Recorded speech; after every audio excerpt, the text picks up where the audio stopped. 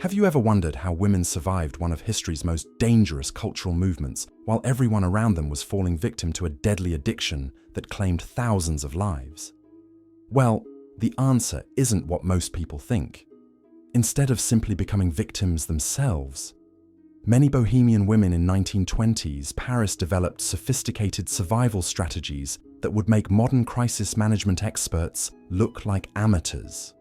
So in this soothing journey through one of history's darkest chapters, I'm going to reveal how these remarkable women navigated the treacherous world of Parisian cafe culture during the heroin epidemic that swept through the artistic community like wildfire.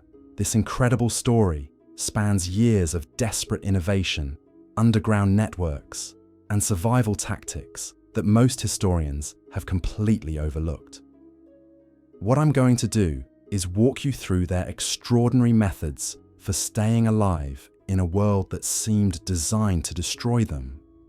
And by the end of this series, you'll understand exactly how they managed to not just survive, but create lasting change that protected countless others. But first, let me paint you a picture of just how deadly this world really was. The year was 1923, and Paris was experiencing what appeared to be a golden age of artistic expression. The city sparkled with creative energy as writers, painters, and musicians from around the world flocked to its famous cafes and salons. But beneath this glittering surface lurked a poison that was systematically destroying the very people who made this cultural renaissance possible. Heroin had arrived in the Bohemian quarters of Montmartre and Montparnasse like a plague wrapped in silk ribbons. What started as occasional experimentation among a few adventurous artists quickly spiraled into an epidemic that would claim the lives of some of the most promising creative minds of the generation. The drug moved through artistic circles with terrifying efficiency, spread by dealers who understood exactly how to exploit the psychological vulnerabilities of people seeking authentic artistic experience. The cafes that had once been sanctuaries for intellectual discourse and creative collaboration were transformed into something far more sinister. Establishments like Café de la Rotonde and Le Dôme maintained their elegant facades, but regular patrons knew that certain conversations, certain gestures, certain requests could open doors to experiences that promised artistic transcendence, but delivered only destruction. Young women arriving in Paris with dreams of becoming part of the avant-garde movement found themselves navigating a landscape where the line between artistic sophistication and deadly addiction had been deliberately obscured. They came seeking inspiration, community, and the chance to participate in what seemed like the most exciting cultural moment in human history. Instead, they encountered predators who had learned to weaponize creativity itself. But here's what makes this story truly remarkable. While thousands of men succumbed to the heroin epidemic, becoming casualties of their own artistic ambitions, many women developed an entirely different response to these dangers. They didn't simply avoid the problem or become victims themselves. Instead, they created something unprecedented in the history of urban survival. These women, many of whom have been forgotten by conventional historical accounts, established underground networks that functioned as early warning systems, support groups, and rescue operations all rolled into one. They developed coded languages that allowed them to communicate safely about dangers in their environment. They created alternative social spaces that provided the intellectual stimulation and artistic community that people craved without the deadly risks that characterized mainstream Bohemian culture. Most importantly, they learned to read the subtle signs that indicated when someone was being targeted for recruitment into the drug culture that was consuming their community. This wasn't paranoia or feminine intuition.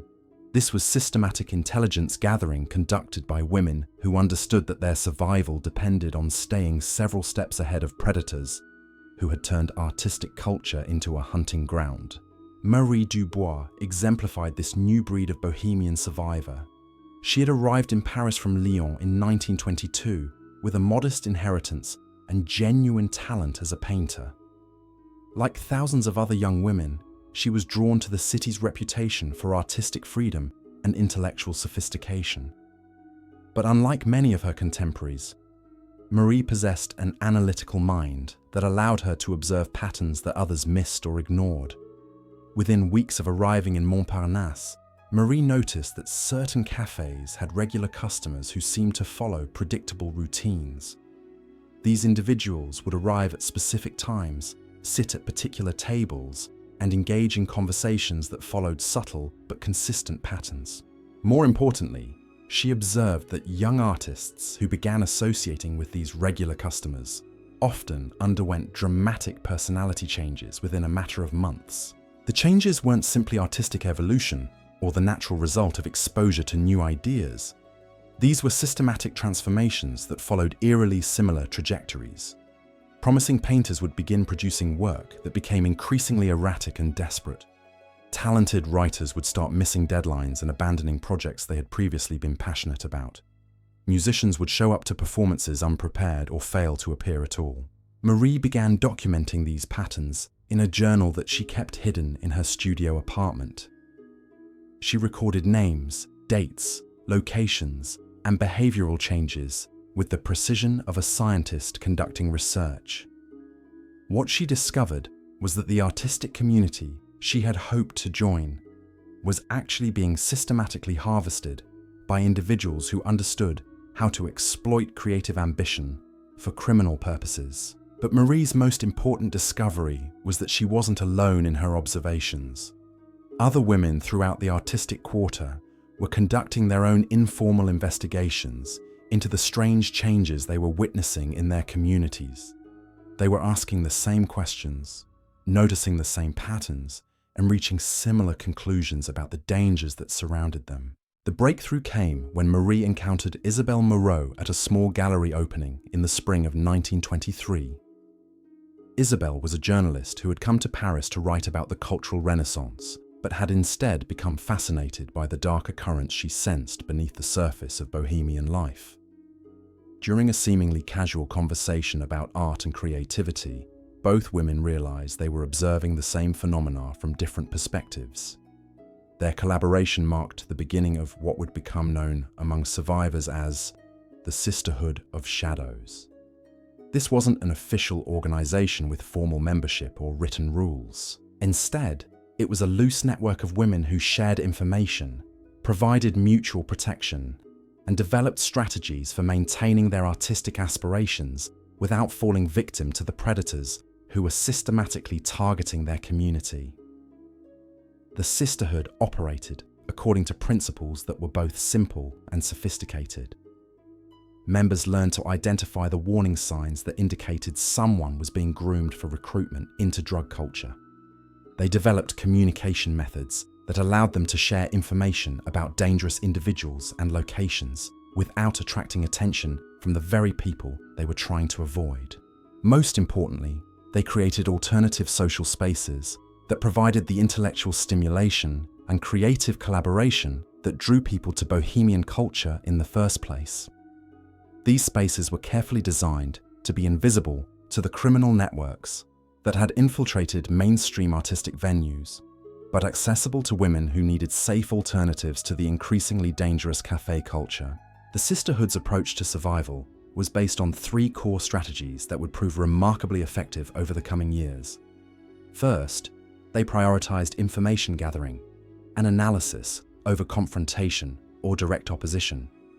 Rather than trying to fight the drug dealers and predators who were exploiting their community, they focused on understanding how these criminal operations functioned so they could avoid becoming victims themselves. Second, they emphasized collective action over individual heroism.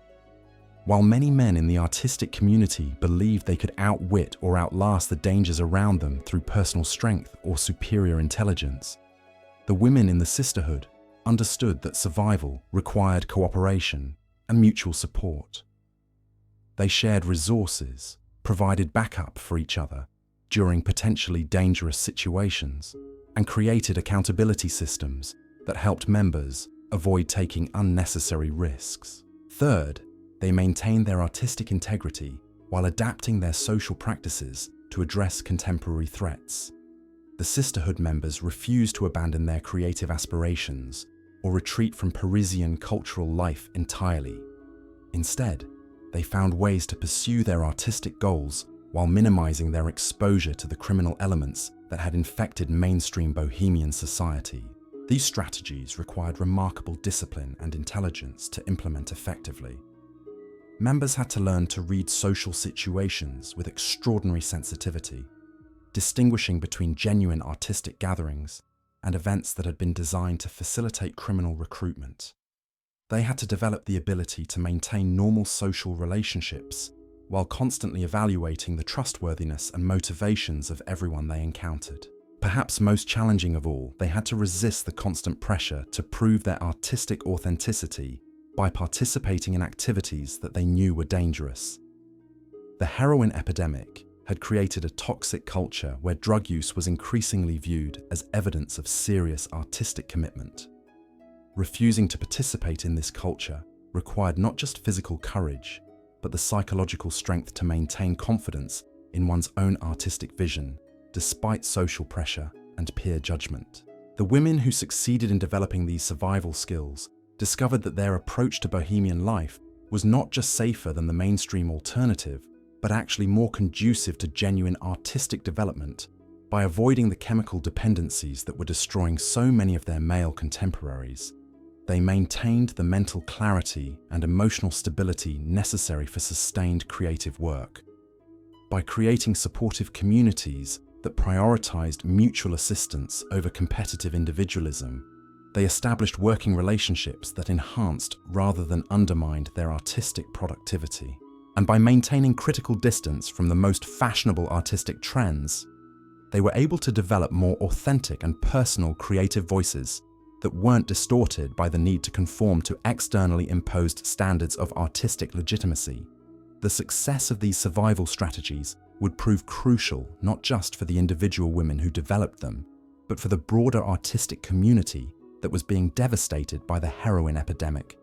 As the crisis deepened and the death toll mounted, the alternative networks and social practices created by the Sisterhood of Shadows would become increasingly important for anyone who wanted to maintain their artistic aspirations without risking their lives. But developing these survival strategies was only the first phase of what would become a much larger and more ambitious project. The women who had learned to protect themselves from the immediate dangers of the heroin epidemic would soon discover that their skills and networks could be used for far more than personal survival.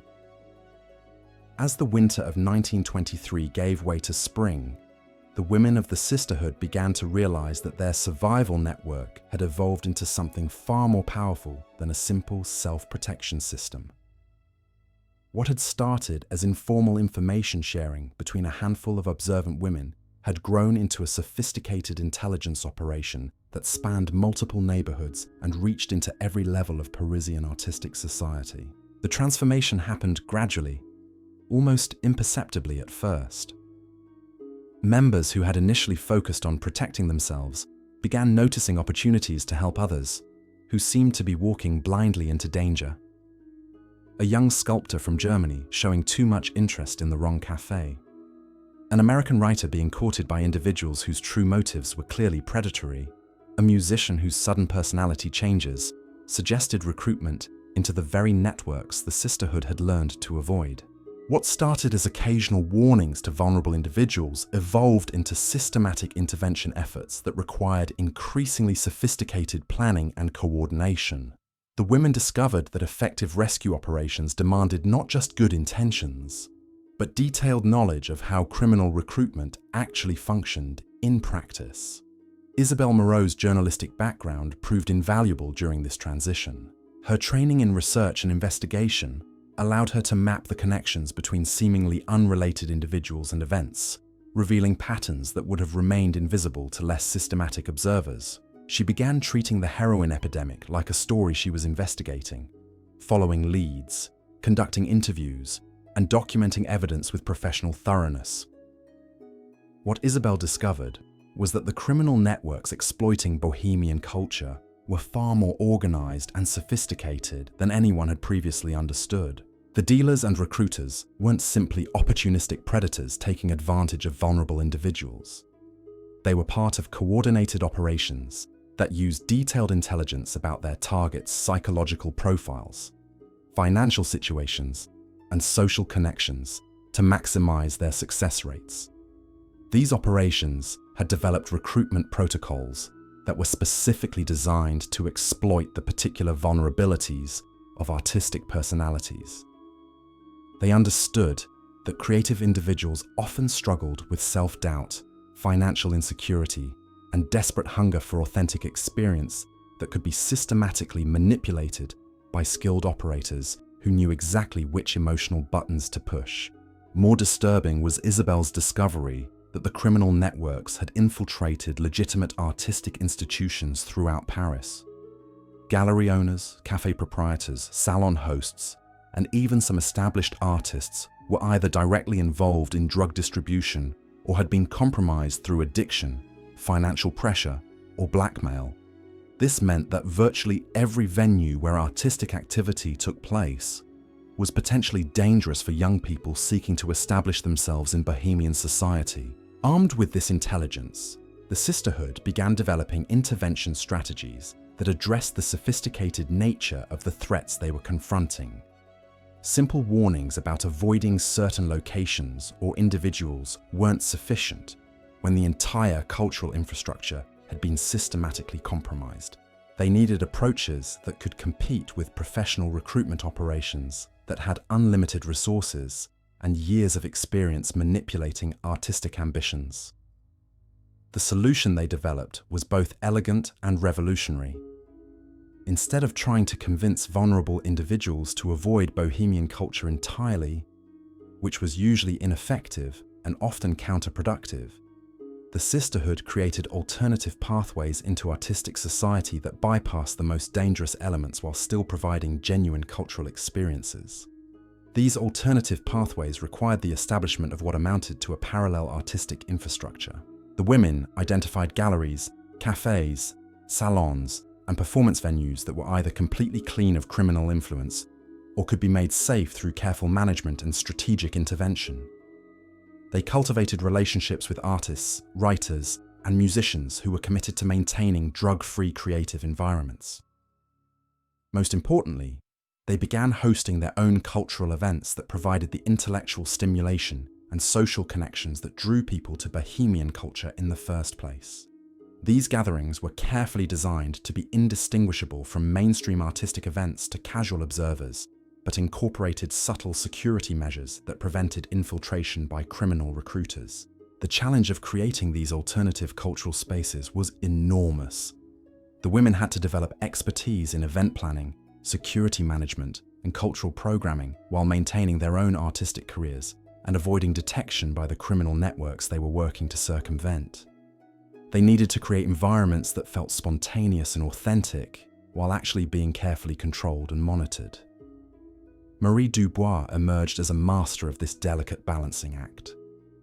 Her painter's eye for detail and composition translated surprisingly well to the complex logistics of managing social environments. She learned to read the subtle dynamics that indicated when gatherings were developing in healthy versus dangerous directions, and developed techniques for guiding conversations and activities toward productive outcomes. Marie's studio became one of the first fully secure artistic venues in Montparnasse. She hosted weekly salons that attracted serious painters, writers, and musicians who were seeking alternatives to the increasingly dangerous mainstream Bohemian scene. These gatherings provided everything that people valued about cafe culture: intellectual debate, creative collaboration, exposure to new ideas, but without the predatory elements that had made traditional venues so treacherous. The success of Marie's salon model led to rapid expansion throughout the artistic quarter. Other sisterhood members began hosting similar gatherings in their own spaces, each adapted to the specific interests and needs of different artistic communities. Isabel organized discussion groups for writers and journalists. Other members created venues for musicians, theater artists, and visual artists who needed safe spaces to develop their work and build professional relationships. Within months, This alternative cultural infrastructure had grown large enough to support hundreds of artists who were seeking authentic Bohemian experiences without the life-threatening risks that characterized mainstream venues. The parallel system provided newcomers to Paris with immediate access to genuine artistic communities that could nurture their development without exposing them to systematic exploitation. But the sisterhood's most remarkable innovation was the development of what they called protective recruitment. Having studied how criminal networks identified and cultivated vulnerable targets, they created their own recruitment system designed to identify and protect individuals who were at high risk of victimization. This protective recruitment operated through networks of women who were strategically positioned throughout Paris to identify newly arrived artists, writers, and musicians who fit the profiles that criminal recruiters typically targeted. These spotters would approach vulnerable individuals before criminal operators had a chance to make contact, offering them immediate access to safe artistic communities and comprehensive orientation about the realities of Parisian Bohemian culture. The orientation process was crucial to the success of protective recruitment. Rather than simply warning people about dangers, which often made them more curious about forbidden experiences, the sisterhood developed educational programs that helped newcomers understand how criminal exploitation actually functioned and why it was incompatible with genuine artistic development. These educational programs were based on real case studies of individuals who had been victimized by drug recruiters. The women had documented dozens of stories that illustrated how seemingly sophisticated criminal operators actually preyed on basic human needs for acceptance, community, and artistic validation. By understanding these manipulation techniques, newcomers could recognize and resist recruitment attempts before they became emotionally invested in relationships with predatory individuals. The protective recruitment system also provided practical support that addressed the underlying vulnerabilities that made people susceptible to criminal manipulation in the first place. Financial assistance for artists struggling to establish themselves economically, housing referrals that helped people avoid neighborhoods where criminal recruitment was most intensive, professional networking that connected talented individuals with legitimate opportunities for artistic development and career advancement. Perhaps most importantly, the system provided immediate social integration into supportive artistic communities that satisfied the human needs that criminal recruiters typically exploited. People who had access to genuine friendship, intellectual stimulation, and creative collaboration were much less likely to be attracted by the artificial alternatives offered by drug dealers and their associates. The success of protective recruitment created a virtuous cycle that strengthened the entire alternative cultural infrastructure. Each person who was successfully integrated into safe artistic communities became a potential resource for protecting others who might be vulnerable to criminal exploitation. The network grew organically as grateful recipients of assistance became active participants in helping subsequent newcomers navigate the dangers of Parisian Bohemian society. By the autumn of 1924, the Sisterhood of Shadows had evolved from a small group of women focused on personal survival into a comprehensive social service organization that was successfully competing with criminal networks for influence over artistic communities throughout Paris. Their alternative infrastructure was providing safe, authentic cultural experiences for hundreds of artists, while simultaneously disrupting the recruitment pipelines that fed the heroin epidemic. But success brought new challenges that would test the women's adaptability and resolve. As their operations expanded and became more visible, they attracted attention from the very criminal networks they had been working to circumvent. The dealers and recruiters who had been profiting from the exploitation of artistic communities began to recognize that their business model was being systematically undermined by organized opposition. The response from criminal networks was swift and sophisticated, revealing the true scope and resources of the organizations that had been preying on Bohemian culture. Rather than simply trying to shut down alternative venues or intimidate individual women, the criminal operators launched comprehensive campaigns designed to discredit and destroy the entire sisterhood infrastructure. These campaigns combined direct intimidation with subtle propaganda efforts that were designed to turn artistic communities against the women who were trying to protect them. Criminal operators spread rumors that the Sisterhood was actually a conservative organization trying to suppress authentic Bohemian culture. They suggested that the alternative venues were boring and restrictive compared to the exciting experiences available through traditional channels. Most insidiously, they began recruiting individuals who had been helped by the Sisterhood to serve as informants and saboteurs within the alternative cultural infrastructure. These recruited agents would attend Sisterhood events, gather intelligence about operations and personnel, and create disruptions that made safe venues appear unreliable or unwelcoming to potential participants. The criminal counteroffensive forced the women to develop new levels of operational security while maintaining the open, welcoming atmosphere that made their cultural programs attractive to artists seeking authentic Bohemian experiences.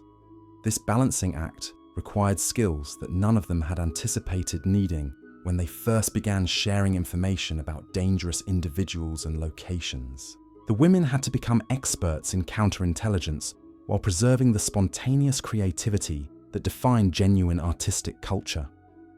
Marie Dubois found herself studying the same recruitment and manipulation techniques that criminal operators used, but applying them in reverse to identify infiltrators and protect her salon from sabotage attempts.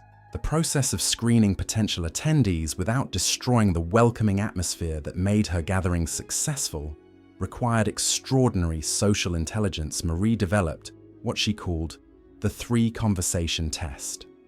New visitors would be engaged in seemingly casual discussions about their artistic background, their reasons for coming to Paris, and their connections within the Bohemian community. These conversations, conducted by different Sisterhood members throughout the evening, would reveal inconsistencies that suggested hidden motives or deliberate deception. But the screening process had to be invisible to legitimate participants who were seeking authentic artistic experiences. Marie learned to weave security checks into natural social interactions, using her painter's training in observation and composition to read body language, vocal patterns, and social dynamics that might indicate when someone was playing a role, rather than expressing genuine personality. The challenge was complicated by the fact that many legitimate artists were naturally eccentric, secretive, or emotionally unstable in ways that could easily be mistaken for signs of criminal involvement.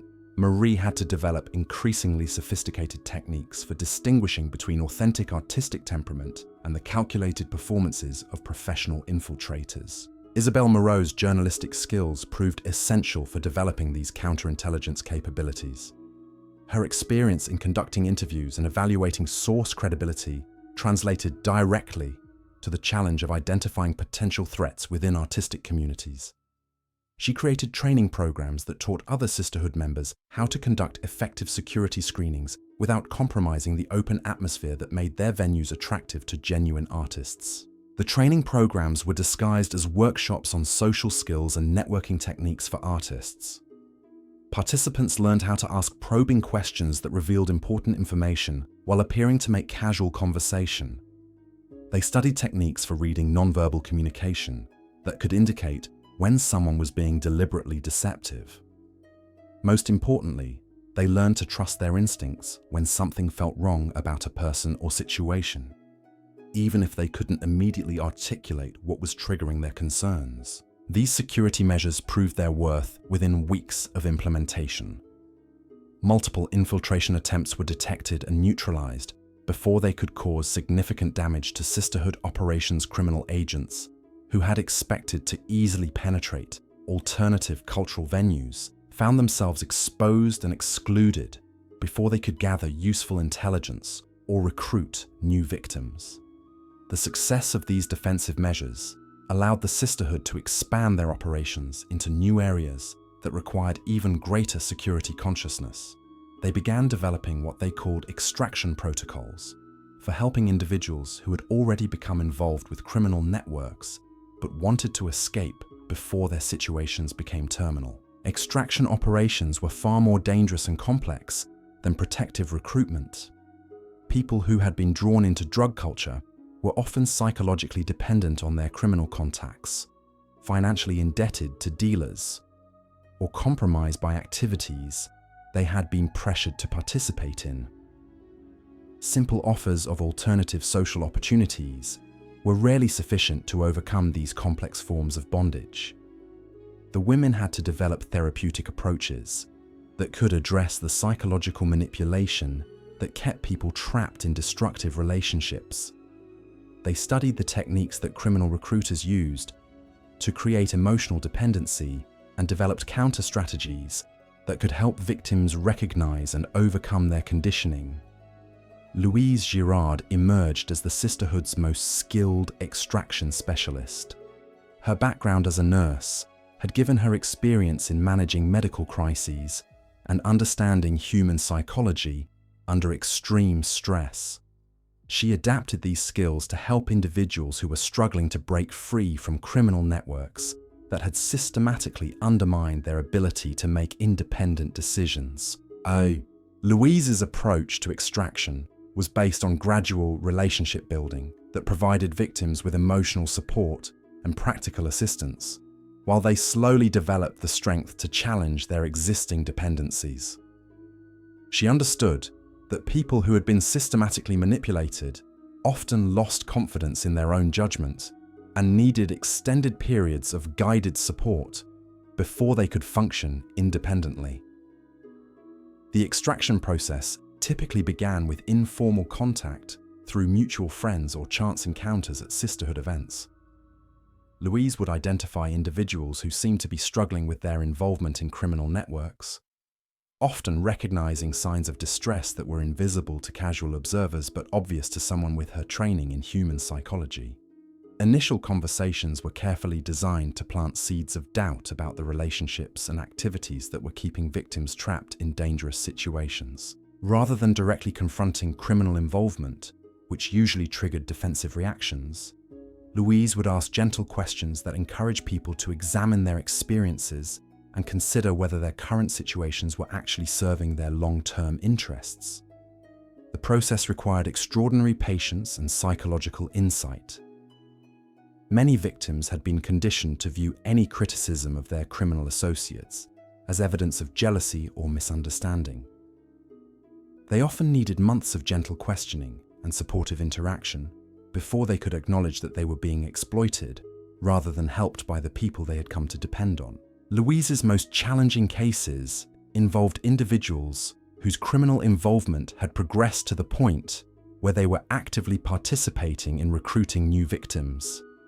These people faced not just personal addiction and psychological manipulation, but also potential legal consequences if their criminal activities were discovered by authorities. Fear of prosecution often kept them trapped in situations they desperately wanted to escape. The sisterhood developed specialized protocols for these complex cases that combined psychological support with practical assistance in avoiding legal consequences. They established connections with sympathetic lawyers who could provide confidential advice about legal risks and potential immunity opportunities. They created safe houses where people could stay while they detoxed from drugs and rebuilt their psychological independence from criminal networks. Most importantly, they developed reintegration programs that helped former victims rebuild their artistic careers and social relationships after escaping from criminal involvement. Many people who had been exploited by drug networks found that their reputations within artistic communities had been severely damaged, making it difficult to pursue the creative aspirations that had originally brought them to Paris. The reintegration programs provided both practical support and social rehabilitation that addressed these challenges comprehensively. Former victims received financial assistance, professional networking, and access to alternative cultural venues where they could rebuild their artistic relationships without stigma or suspicion. They were paired with mentors who had successfully navigated similar challenges and could provide guidance about reconstructing their lives and careers. The success of extraction and reintegration operations created powerful testimonials that enhanced the sisterhood's credibility within artistic communities throughout Paris. Former victims who had successfully escaped criminal networks became some of the most effective advocates for alternative cultural infrastructure provide incredible evidence that the sisterhood's approach actually worked in practice. These testimonials were particularly valuable because they came from people who had direct experience with both criminal networks and sisterhood alternatives. They could speak knowledgeably about the differences between genuine artistic community and the artificial substitutes offered by drug dealers and their associates. Their stories provided compelling evidence that criminal involvement was incompatible with authentic artistic development. By the spring of 1925, the sisterhood had developed capabilities that extended far beyond their original focus on personal survival. They were operating a comprehensive alternative to criminal-controlled Bohemian culture that included safe venues, protective recruitment, extraction services, and reintegration programs. Their network had grown to include hundreds of active members and was successfully serving thousands of artists throughout Paris. But perhaps their most significant achievement was the creation of cultural institutions that could function independently of the charismatic leadership that had originally established them. Marie Dubois and Isabelle Moreau had built systems and trained personnel that could continue operating even if the founders were removed or incapacitated. The sisterhood had evolved from a collection of extraordinary individuals into a sustainable organization that could maintain its mission over extended periods. This institutional development proved crucial as criminal networks intensified their efforts to destroy alternative cultural infrastructure through increasingly sophisticated and aggressive tactics. The operators, who had been profiting from the exploitation of artistic communities, recognized that the sisterhood represented an existential threat to their business model that required decisive action to eliminate. The escalation began with systematic harassment campaigns designed to make sisterhood venues unwelcoming or unsafe for their intended audiences. Criminal operatives would attend alternative cultural events and create disturbances that disrupted programming and made participants uncomfortable. They spread malicious gossip about sisterhood leaders and attempted to damage their reputations within broader artistic communities. When harassment proved insufficient to shut down alternative venues, criminal networks escalated to direct intimidation that targeted individual women who were leading sisterhood operations. Marie Dubois began receiving anonymous threats that promised serious consequences if she continued hosting salon gatherings. Isabelle Moreau found her apartment broken into and her research materials vandalized. Other sisterhood leaders reported similar experiences that seemed designed to create fear and discourage continued resistance to criminal control of Bohemian culture. The intimidation campaigns revealed the true nature of the forces that the women had been confronting. What had initially appeared to be disorganized criminal opportunism was actually systematic economic exploitation that generated enormous profits for organized networks with resources and capabilities that extended far beyond simple drug dealing. The criminal operators who controlled heroin distribution had invested heavily in establishing their dominance over Parisian artistic communities. They viewed Bohemian culture not just as a market for their products, but as a recruitment ground for expanding their operations into new territories and social circles. The sisterhood's success in creating alternatives to criminal-controlled venues threatened to undermine years of investment and strategic planning. The women's response to escalating intimidation demonstrated the maturity and sophistication that their organization had developed during its evolution from informal survival network to comprehensive social service institution. Rather than responding with fear or abandoning their operations, they adapted their security measures and developed new strategies for maintaining their mission despite increased external pressure. The first priority was protecting individual members who had been targeted by intimidation campaigns. The sisterhood established buddy systems that ensured no one attended potentially dangerous events or traveled through risky areas alone. They created communication protocols that allowed members to check in regularly and request assistance if they encountered threats or suspicious situations. More importantly, they developed collective response strategies that distributed risk among multiple individuals rather than concentrating vulnerability in a few visible leaders. Marie Dubois began rotating hosting responsibilities among different members so that no single venue or individual became too attractive a target for criminal retaliation. Isabelle Moreau shared her research and intelligence gathering responsibilities with other members who could continue investigations if she was forced to suspend her activities. The sisterhood also began documenting criminal intimidation efforts with the same systematic thoroughness they had previously applied to understanding recruitment and manipulation techniques.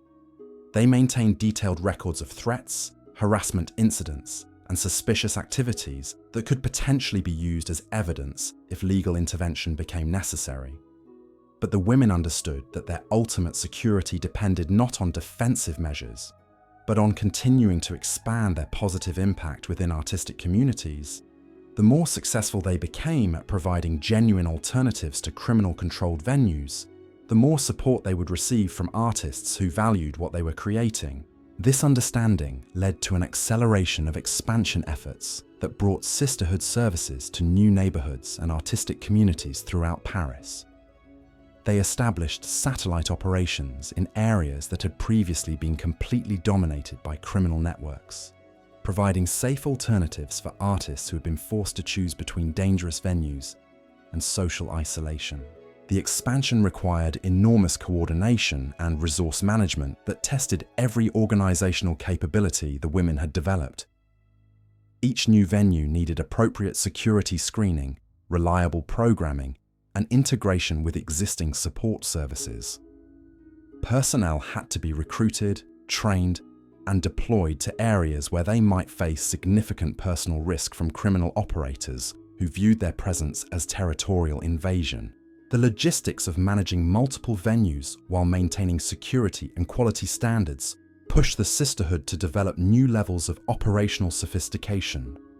They created standardized protocols for establishing new locations, training programs for preparing members to manage complex operations, and communication systems that allowed coordination between venues separated by significant distances. Most challenging was the need to maintain the authentic artistic atmosphere that made their venues attractive while implementing security measures that could protect against increasingly sophisticated criminal infiltration attempts. The balance between openness and security required constant adjustment as threats evolved, and criminal operators developed new tactics for attacking alternative cultural infrastructure. The winter of 1925 brought new challenges that would test every innovation the sisterhood had developed during their remarkable transformation from survival network to cultural institution.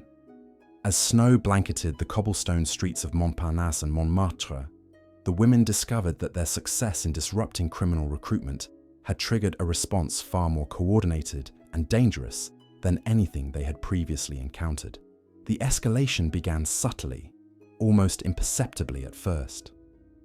Louise Girard noticed that several individuals she had successfully extracted from criminal networks were suddenly disappearing from sisterhood venues without explanation. These weren't gradual departures or natural transitions to other activities. People who had been regular participants in alternative cultural programming would simply vanish overnight, leaving behind abandoned studio apartments and unpaid debts that suggested hasty, unplanned departures. When Louise attempted to investigate these disappearances, she discovered that the missing individuals had left behind carefully crafted cover stories that made their departures appear voluntary and normal. Friends received letters explaining sudden family emergencies or unexpected career opportunities that required immediate relocation to other cities. Landlords were paid several months in advance with instructions to hold personal belongings until further notice. The sophistication of these cover stories initially convinced even experienced sisterhood members that the departures were legitimate. But Louise's nursing background had taught her to look for patterns that others might miss, and she began noticing subtle inconsistencies that suggested deliberate deception rather than genuine emergencies. The missing individuals shared certain characteristics that seemed too coincidental to be random. They were all people who had possessed detailed knowledge about criminal network operations before their extraction. They had all been successfully integrated into sisterhood alternatives and had become vocal advocates for rejecting involvement with drug dealers and their associates. Most importantly, They were all individuals whose testimonials had been particularly effective at convincing other potential victims to avoid criminal recruitment. Isabel Moreau's investigation confirmed Louise's suspicions and revealed the true scope of what they were confronting. The criminal networks hadn't simply been targeting random sisterhood members for intimidation. They had been conducting systematic intelligence operations designed to identify and eliminate the most effective advocates for alternative cultural infrastructure. The missing individuals hadn't disappeared voluntarily. They had been kidnapped by criminal operatives who understood that removing successful extraction cases would undermine the credibility of sisterhood operations while simultaneously eliminating sources of damaging information about criminal recruitment techniques. This revelation transformed the women's understanding of their situation. They weren't simply providing alternative cultural venues that competed with criminal-controlled establishments. They were engaged in what amounted to warfare against organized networks that possessed resources, intelligence capabilities, and operational sophistication that far exceeded anything they had initially imagined. The criminal networks had treated the sisterhood as a business problem that could be solved through appropriate application of pressure and resources. When harassment and intimidation proved insufficient to shut down alternative venues, they had escalated to direct action that eliminated key personnel while maintaining plausible deniability about their involvement. Marie Dubois convened an emergency meeting of senior sisterhood members to address the kidnapping crisis and develop appropriate responses. The gathering took place in a small church basement that had been secured through connections with sympathetic clergy who understood the importance of supporting artists seeking alternatives to dangerous Bohemian culture. The discussion that followed revealed both the maturity that the organization had developed and the challenges that would test their resolve in unprecedented ways. The women had to decide whether to continue operations despite escalating criminal retaliation, or suspend activities until they could develop adequate defenses against professional kidnapping operations. Some members argued for temporary retreat that would preserve existing personnel while allowing time to develop new security capabilities. Others insisted that suspending operations would represent victory for criminal networks and abandonment of vulnerable artists who depended on sisterhood services for their safety and survival. The debate continued through the night as the women wrestled with questions that had no clear answers. How could they protect their members from professional criminal organizations while maintaining the open, welcoming atmosphere that made their cultural programming effective? How could they develop security capabilities sufficient to deter kidnapping operations without transforming their organization into something that resembled the very networks they were opposing? Marie emerged as the voice of determined resistance during these discussions. Her artist's perspective provided clarity about what was ultimately at stake in their confrontation with criminal exploitation of Bohemian culture. The alternative infrastructure they had created wasn't just providing safer venues for artistic activities, they were preserving the possibility of authentic creative culture that could exist independently of criminal manipulation. If they abandoned their operations in response to criminal intimidation, they would be conceding that artistic communities could only exist under conditions acceptable to organized networks that profited from exploitation and destruction. The kidnappings were designed not just to eliminate specific individuals, but to demonstrate that resistance to criminal control was futile and dangerous.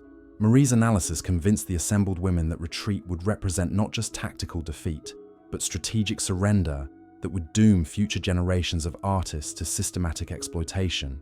They had developed capabilities and knowledge that could protect countless individuals from victimization, but only if they possessed the courage to continue operating despite personal risks.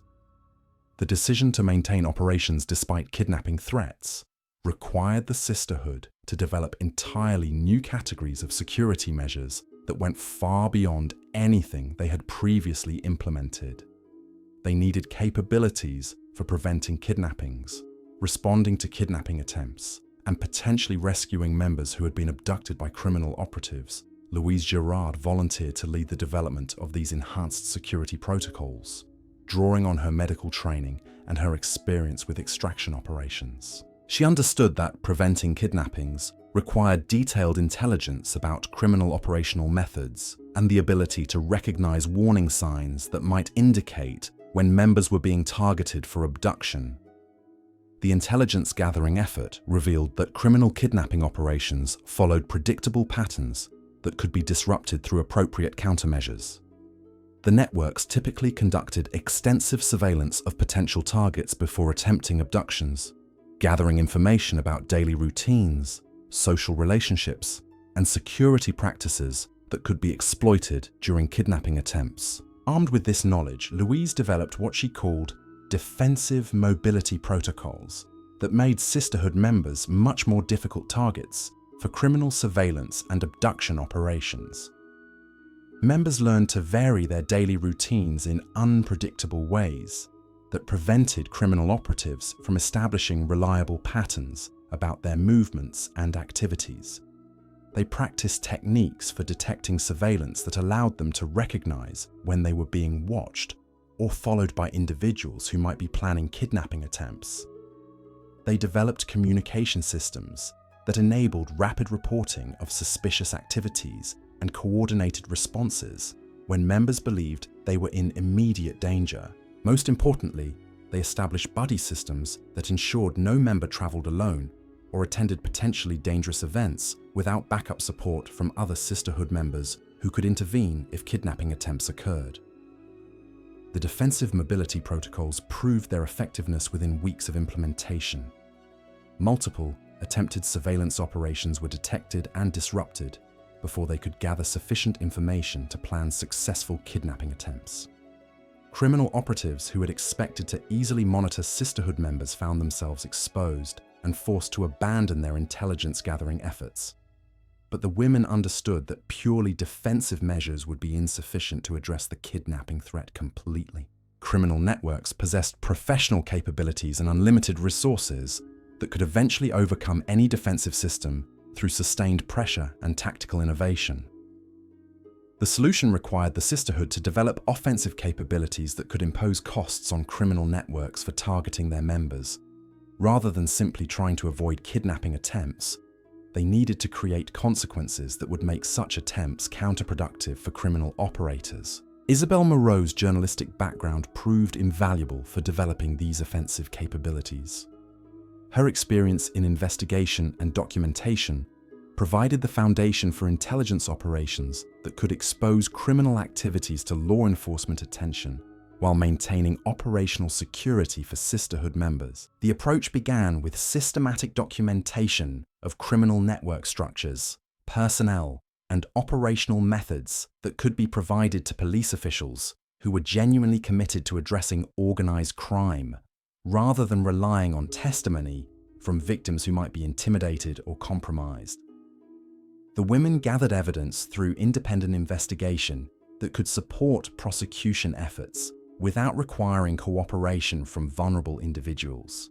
The intelligence operations revealed that criminal networks exploiting Bohemian culture were part of much larger organized crime syndicates that were involved in multiple illegal activities throughout Paris. The heroin distribution that had initially attracted sisterhood attention was just one component of comprehensive criminal enterprises that included prostitution, illegal gambling, weapons trafficking, and systematic corruption of government officials. This discovery provided opportunities for the sisterhood to ally with law enforcement officials and government agencies that had their own reasons for wanting to disrupt organized criminal operations. Rather than presenting themselves as advocates for artistic communities, which might have seemed frivolous to serious investigators, they positioned themselves as intelligence resources for comprehensive law enforcement efforts against major criminal syndicates. The collaboration with law enforcement required the women to develop new levels of operational sophistication that balanced transparency with security considerations. They needed to provide enough information to be credible and useful to investigators while protecting their own operations and personnel from criminal retaliation. Marie Dubois proved surprisingly effective at managing these delicate relationships with law enforcement officials. Her artist's training in observation and composition translated well to the challenge of presenting complex information in formats that busy investigators could quickly understand and act upon. She created detailed maps that illustrated criminal network structures and territorial divisions within artistic communities. She developed timeline analyses that showed how recruitment and exploitation operations evolved over extended periods. Most importantly, she prepared case studies that demonstrated connections between seemingly unrelated criminal activities that were actually coordinated components of larger syndicate operations. The intelligence collaboration produced results that exceeded even the most optimistic expectations. Within months of beginning systematic cooperation with law enforcement, multiple major criminal networks had been disrupted through arrests, seizures of assets, and exposure of corruption relationships that had previously protected criminal operations from official interference. The law enforcement successes created breathing room that allowed the sisterhood to expand their operations without constant fear of criminal retaliation. But the women understood that their ultimate security depended on continuing to build popular support within artistic communities, rather than relying solely on official protection that could be withdrawn if political circumstances changed. The expansion effort focused on developing what they called cultural magnetism that would draw artists naturally towards sisterhood venues without requiring aggressive marketing or recruitment efforts. The concept was based on the understanding that genuine artistic community was inherently more attractive than artificial alternatives offered by criminal networks, but only if people had access to authentic experiences that demonstrated the difference. Louise Girard spearheaded the Cultural Magnetism Initiative by organizing collaborative artistic projects that showcased the creative potential that emerged when artists could work together without the psychological manipulation and chemical dependencies that characterized criminal-controlled venues. These projects demonstrated that drug-free artistic collaboration could produce results that were more innovative and emotionally satisfying than anything achievable through artificial chemical enhancement. The collaborative projects included group paintings that incorporated contributions from dozens of artists working together over extended periods, community theatre productions that involved everyone from writers and actors to set designers and musicians in comprehensive creative partnerships, literary magazines that published work by writers who had found their authentic voices through participation in supportive artistic communities. The results were extraordinary in ways that surprised even the women who had organized these initiatives. The collaborative artworks possessed qualities of creativity and emotional depth that individual artists working in isolation rarely achieved. The community theatre productions attracted audiences from throughout Paris who were hungry for authentic cultural experiences that weren't tainted by criminal associations. Most importantly, the literary publications began attracting attention from established cultural institutions that recognized the quality of work being produced by artists who had rejected involvement with criminal networks. Gallery owners, publishers, and theatre directors who had previously been reluctant to associate with alternative cultural venues began seeking opportunities to collaborate with sisterhood artists. This mainstream recognition created opportunities for sisterhood members to pursue professional artistic careers without compromising their commitment to drug-free creative communities. Artists who had worried that avoiding criminal-controlled venues would limit their career prospects discovered that authentic artistic development actually provided better opportunities for long-term success than chemical-enhanced productivity that was ultimately unsustainable. The professional success of sisterhood artists created powerful incentives for other members of Bohemian communities to reconsider their involvement with criminal networks. When established galleries began featuring work by artists who had explicitly rejected drug culture, it became difficult to maintain the fiction that chemical enhancement was necessary for serious artistic achievement. The Cultural Magnetism Initiative also attracted international attention from artistic communities in other cities that were struggling with similar problems related to criminal exploitation of Bohemian culture. Letters began arriving from artists in London, Berlin, and New York who had heard about sisterhood operations and wanted advice about establishing similar alternative infrastructures in their own communities.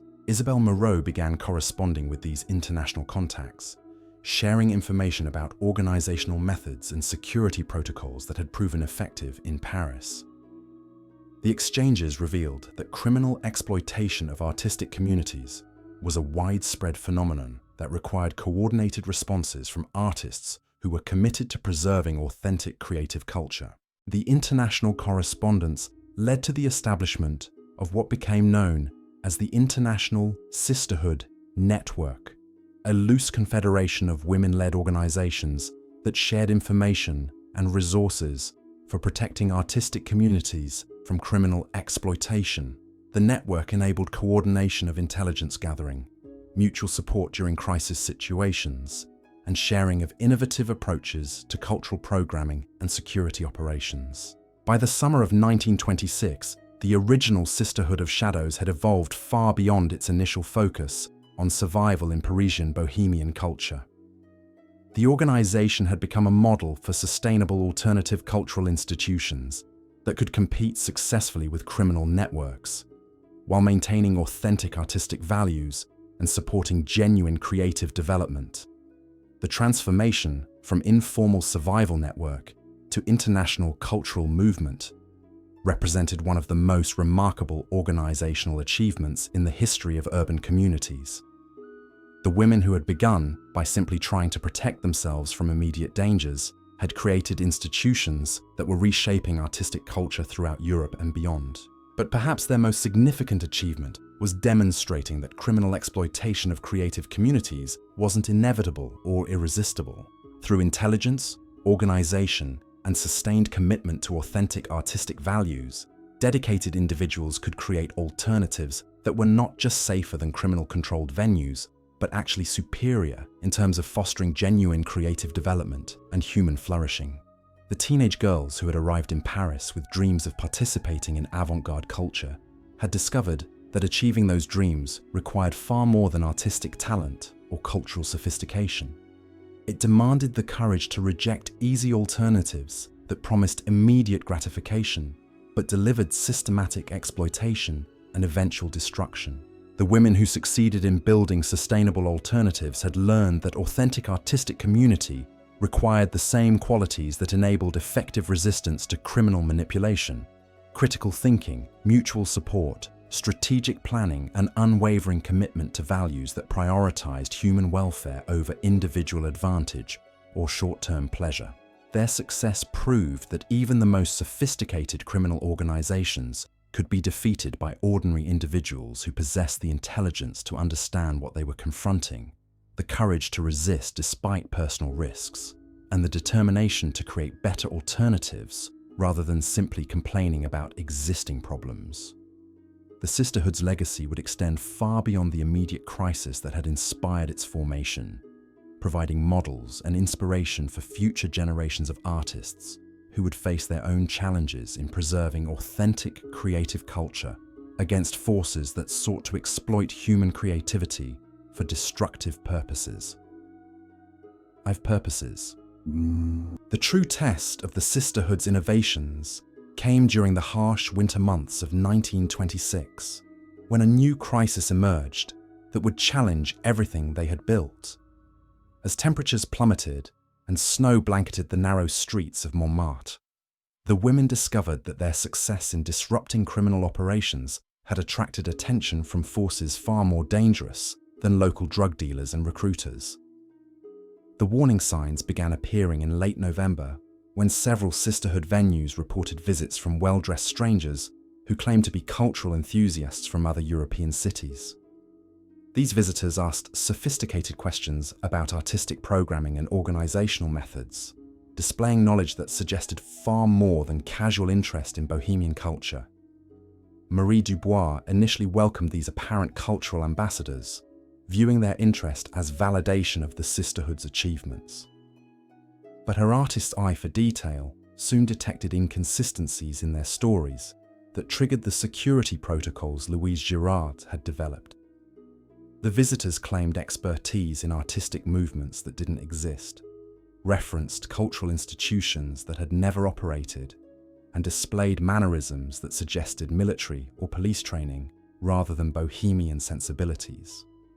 Isabel Moreau's investigation revealed that these mysterious visitors were advanced scouts for what appeared to be a coordinated intelligence operation targeting alternative cultural networks throughout Europe.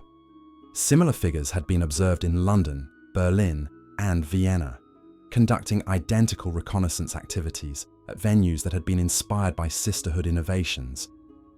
The scope of this surveillance suggested that criminal networks had escalated their response to organized resistance by seeking support from government agencies or foreign intelligence services that viewed alternative cultural movements as potential threats to political stability.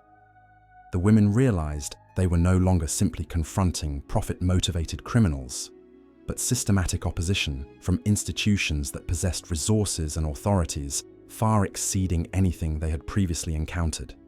This revelation forced a fundamental reassessment of the sisterhood's position and capabilities. The organizational structures that had proven effective against criminal networks were potentially inadequate for confronting government surveillance operations that could operate with legal authority and unlimited resources. The challenge was complicated by the fact that the women couldn't be certain about the motivations or objectives of the agencies conducting surveillance. Were they investigating potential subversive activities? Were they gathering intelligence for foreign governments interested in disrupting French cultural institutions? Or were they simply documenting innovative social movements that might be worth studying or replicating? The uncertainty created a dilemma that tested the sisterhood's commitment to maintaining open, welcoming cultural programming while protecting their operations from infiltration by potentially hostile forces. Too much security could destroy the authentic artistic atmosphere that made their venues attractive, but too little security could expose members to risks that were impossible to calculate or defend against. Louise Girard proposed a solution that demonstrated the sophisticated strategic thinking the organization had developed during its evolution from survival network to cultural institution. Rather than implementing obvious security measures that would signal awareness of surveillance, she suggested what she called transparent opacity, maintaining completely open operations while developing invisible methods for monitoring and controlling who had access to sensitive information about organizational methods and personnel. The transparent opacity approach required the sisterhood to compartmentalize their operations in ways that allowed genuine cultural activities to continue without restriction, while protecting critical intelligence about security protocols, member identities, and organizational structure from unauthorized access. Cultural programming remained completely open to anyone genuinely interested in artistic activities, but operational information was restricted to trusted members who had demonstrated long-term commitment to sisterhood values. Marie Dubois adapted her salon hosting techniques to implement these new security requirements. Her gatherings maintained their reputation for intellectual stimulation and creative collaboration, but conversations about organizational matters were subtly guided away from areas that might provide useful intelligence to hostile observers. Visitors could participate fully in artistic activities while remaining unaware of the security measures and operational protocols that protected the infrastructure supporting those activities. The compartmentalization strategy proved remarkably effective at neutralizing government surveillance efforts. Intelligence operatives who attended sisterhood events found genuine artistic programming that provided no evidence of subversive activities or security threats. Their reports described legitimate cultural gatherings that appeared to pose no danger to political stability or public order. Meanwhile, the actual organizational infrastructure continued operating through channels that remained completely invisible to external observation. Member recruitment, security training, and coordination with law enforcement agencies proceeded through personal relationships and informal communications that left no documentary evidence and provided no opportunities for infiltration by hostile intelligence services. But the women understood that defensive measures alone would be insufficient to ensure long-term security against government surveillance. They needed to develop positive relationships with official institutions that would provide protection against hostile intelligence operations while maintaining their independence and commitment to serving artistic communities. Isabel Moreau's journalistic background proved invaluable for establishing these official relationships. Her professional credentials and reputation for objective reporting provided credibility with government officials, who might have been skeptical of approaches from organizations they viewed as potentially subversive social movements. She began cultivating relationships with cultural ministry officials who were responsible for supporting legitimate artistic institutions throughout France. Rather than presenting the sisterhood as an alternative to existing cultural infrastructure, she positioned their work as complementary services that enhanced the effectiveness of official programs by providing specialized support for vulnerable artistic communities. The approach emphasized the sisterhood's contributions to public order and social stability through their success in reducing criminal exploitation of Bohemian culture. Government officials who were concerned about organized crime and foreign intelligence operations found the women's intelligence gathering and law enforcement collaboration valuable enough to justify official recognition and protection. The cultivation of official relationships required the sisterhood to develop new capabilities for presenting their work in formats that bureaucratic institutions could understand and support. They created formal reports documenting their contributions to reducing crime and supporting artistic development. They established procedures for coordinating with government agencies while maintaining operational independence and commitment to serving artistic communities. Most importantly, they learned to translate their grassroots organizing experience into language that resonated with officials who were responsible for managing complex institutional relationships and political considerations. The women discovered that their innovations in community organizing and cultural programming were actually applicable to much broader challenges related to social stability and civic engagement.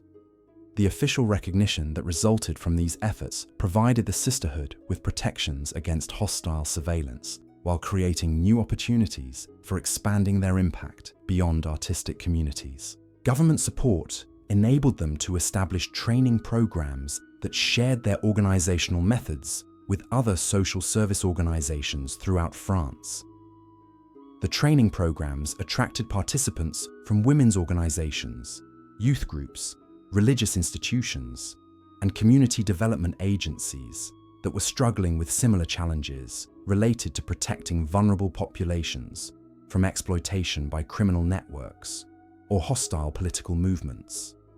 The sisterhood's experience in building alternative institutions and developing security capabilities proved relevant to a wide range of social organizing efforts. But perhaps their most significant innovation during this period was the development of what they called cultural diplomacy, using their international network to build relationships between artistic communities that could resist manipulation by hostile foreign intelligence services. The correspondence networks that had emerged from their success in Paris became channels for sharing information about threats and opportunities that transcended national boundaries. The Cultural Diplomacy Initiative began with systematic documentation of criminal and intelligence operations targeting artistic communities throughout Europe. Women's organizations in different cities shared information about suspicious activities, recruitment techniques, and security measures that had proven effective in different cultural and political contexts. This intelligence sharing revealed patterns of manipulation that would have remained invisible to individual organizations operating in isolation. Criminal networks and hostile intelligence services were using similar techniques in multiple cities, suggesting coordination that required international responses to address effectively. The international coordination also enabled the development of mutual support systems that could provide assistance when local organizations faced threats that exceeded their individual capabilities. When sisterhood operations in one city encountered serious opposition, partner organizations in other locations could provide resources, personnel, or political support that helped maintain operations during crisis periods. The Cultural Diplomacy Network attracted attention from official diplomatic institutions that recognized the value of informal international relationships for gathering intelligence and maintaining stability in regions where formal government channels might be inadequate or compromised. Cultural ministry officials began consulting with sisterhood leaders about international developments that might affect artistic communities or suggest emerging security threats.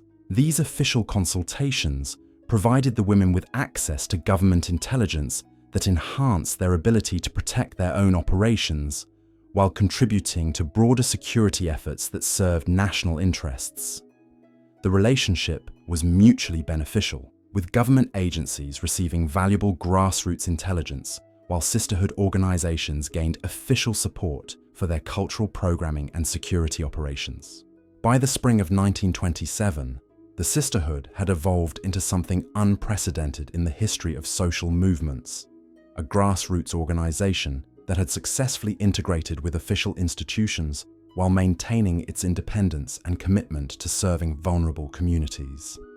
They had demonstrated that citizen-organized networks could develop capabilities that complemented rather than competed with government agencies responsible for public safety and social stability.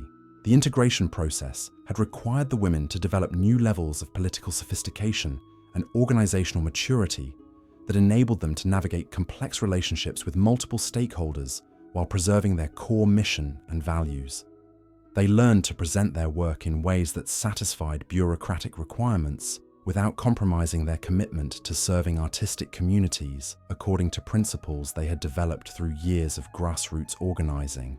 But perhaps their most remarkable achievement was proving that alternative institutions created by ordinary citizens could become so effective and valuable that they attracted support from the same official systems they had originally been established to circumvent the women who had begun by protecting themselves from immediate dangers, had created organizations that were contributing to national security and international stability. The transformation demonstrated that grassroots social movements could achieve sustainable impact by developing capabilities that served broader public interests, rather than simply advocating for particular constituencies or ideological positions. The sisterhood's success in building bridges between community organizing and institutional power provided a model for citizen engagement that transcended traditional boundaries between official and unofficial social action. As summer approached, the women who had survived the heroin epidemic through intelligence, cooperation, and unwavering commitment to authentic artistic values found themselves in positions of influence they had never anticipated when they first began sharing information about dangerous individuals and locations in Parisian cafes. Their journey from powerless targets of criminal exploitation to recognized leaders in cultural diplomacy and security cooperation represented one of the most remarkable examples of citizen empowerment in modern European history. They had proven that ordinary individuals could develop extraordinary capabilities when they possessed the courage to reject destructive alternatives and the determination to create better solutions. The teenage girls who had arrived in Paris seeking authentic artistic experience had discovered that achieving their dreams required far more than talent or cultural sophistication. It demanded the wisdom to recognize manipulation, the strength to resist exploitation, and the vision to create institutions that could protect future generations from similar threats. But their greatest contribution may have been demonstrating that survival itself could be transformed into a form of cultural creation. The networks and institutions they built to protect themselves became sources of inspiration and empowerment for countless others who faced their own challenges in preserving human dignity and creative potential against forces that sought to exploit vulnerability for destructive purposes. The winter crisis that had threatened to destroy everything they had accomplished instead became an opportunity to prove that their innovations were robust enough to survive and adapt to new challenges. The women who had learned to protect artistic communities from criminal exploitation discovered that their skills were applicable to much broader threats that required equally sophisticated and coordinated responses. Their success in navigating government surveillance and establishing official partnerships while maintaining grassroots authenticity provided evidence that citizen-organized movements could achieve sustainable impact without sacrificing the values and relationships that had made their success possible in the first place. As the seasons changed and new challenges emerged, the sisterhood prepared to face whatever tests the future might bring, confident that their combination of practical intelligence, mutual support, and unwavering commitment to human flourishing would enable them to continue serving the communities that depended on their protection and guidance.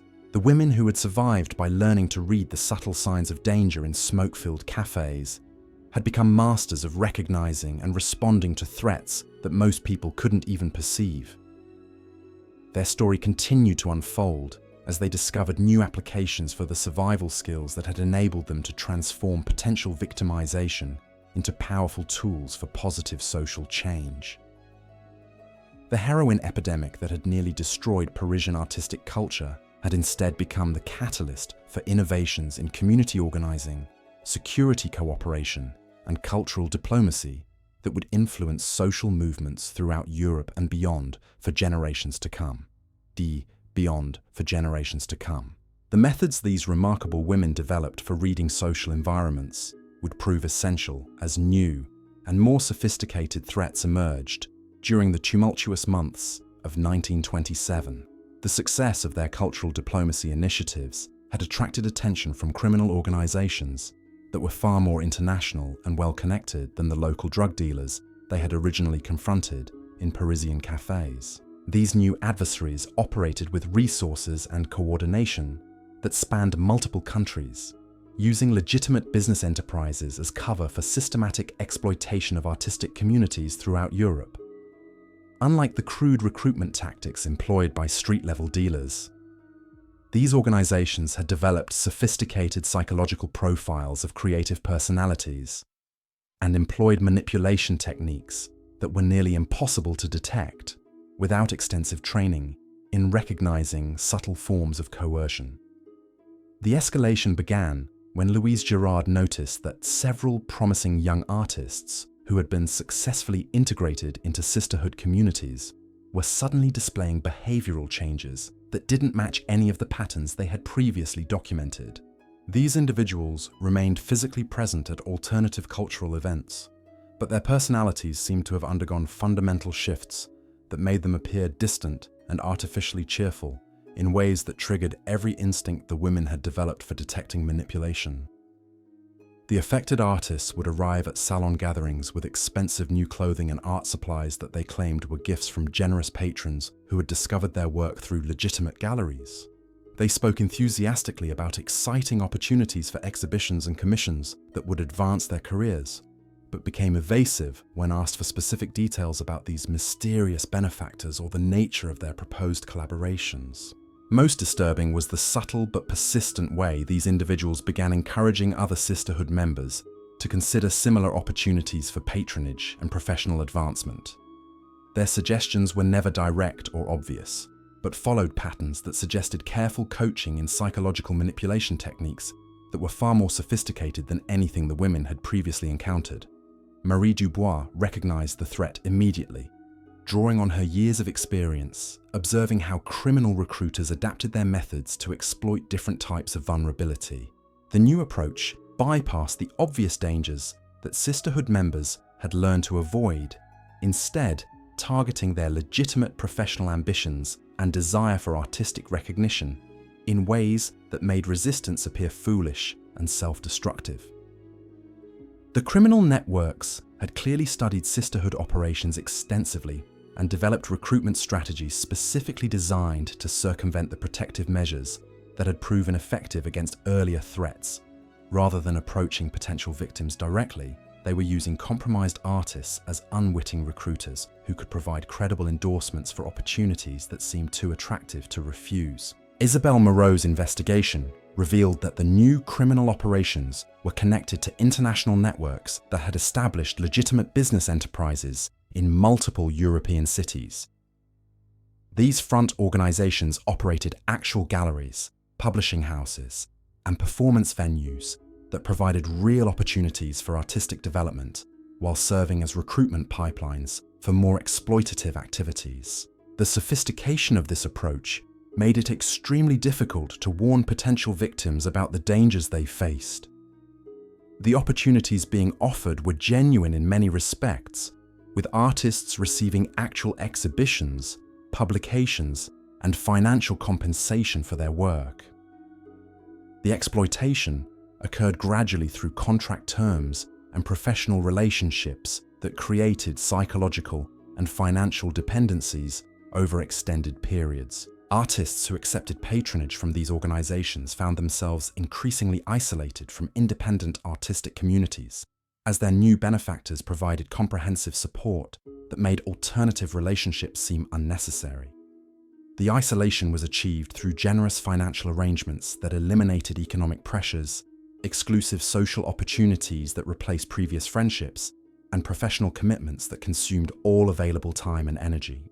By the time victims recognized that they had been systematically separated from independent support networks, they were often too psychologically and financially dependent on their exploiters to contemplate escape. The criminal organizations had learned to create golden cages that were far more effective than crude coercion at maintaining control over talented individuals who could be used to recruit subsequent victims. The sisterhood's response to this new threat required innovations that went beyond their previous security measures and protective recruitment strategies. They needed methods for helping people evaluate legitimate professional opportunities without discouraging artistic ambition or creating paranoia that would interfere with genuine career development. Louise Girard developed what she called opportunity assessment protocols that helped artists analyze professional offers according to criteria that could reveal hidden manipulation without requiring them to reject all external support.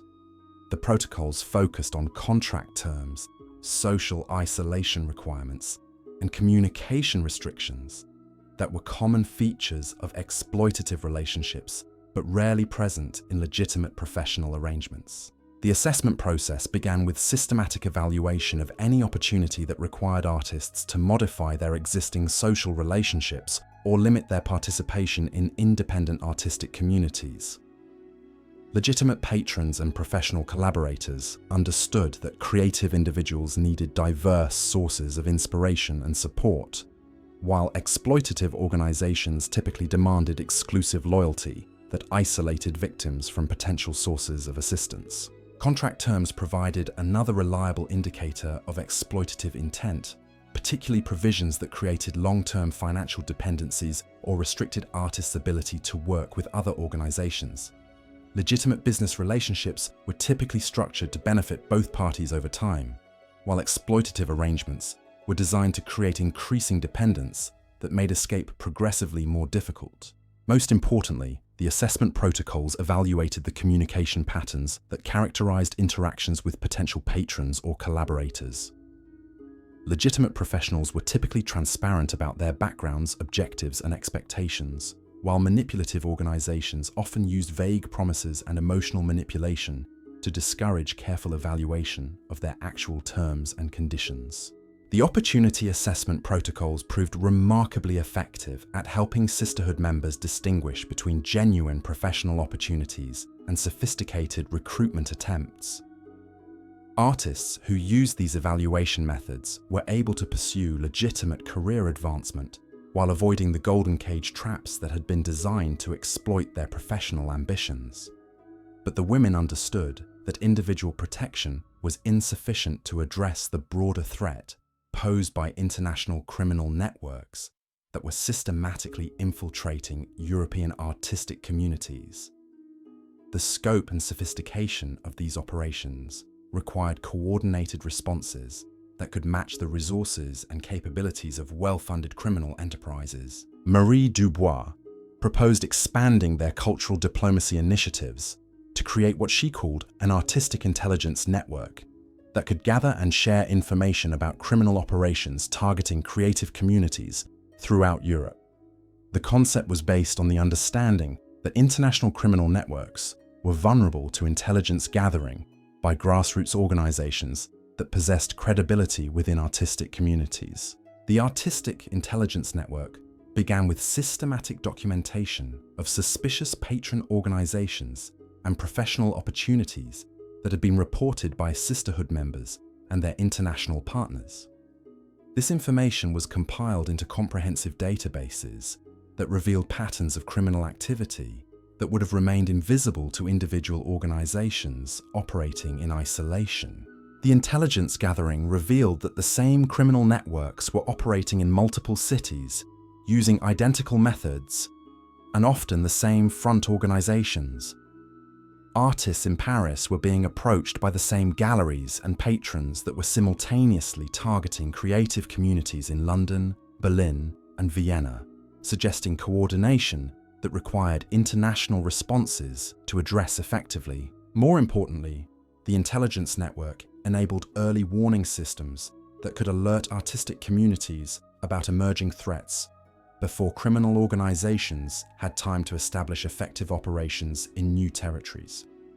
When suspicious activities were detected in one city, partner organizations in other locations could implement preventive measures that made their communities less vulnerable to similar approaches.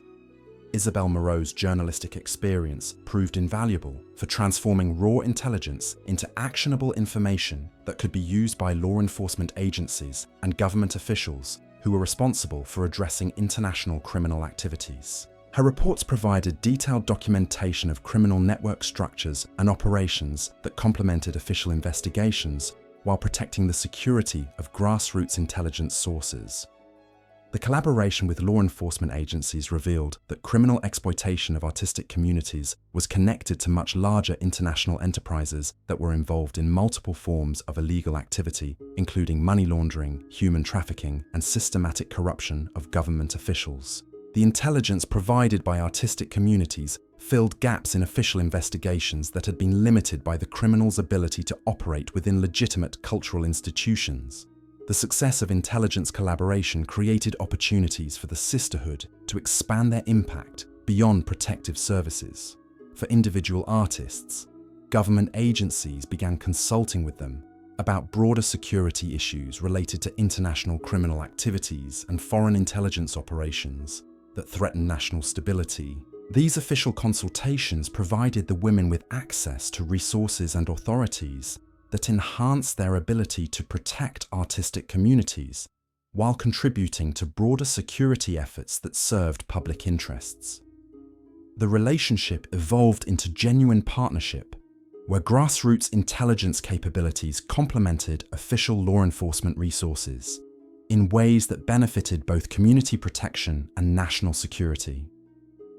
But perhaps the most significant development during this period was the recognition by cultural institutions throughout Europe that the sisterhood's innovations in community organizing and security cooperation represented valuable models for addressing similar challenges in other contexts. Universities, museums, and cultural foundations began seeking advice about protecting their communities from exploitation while maintaining the openness and accessibility that were essential to their educational missions.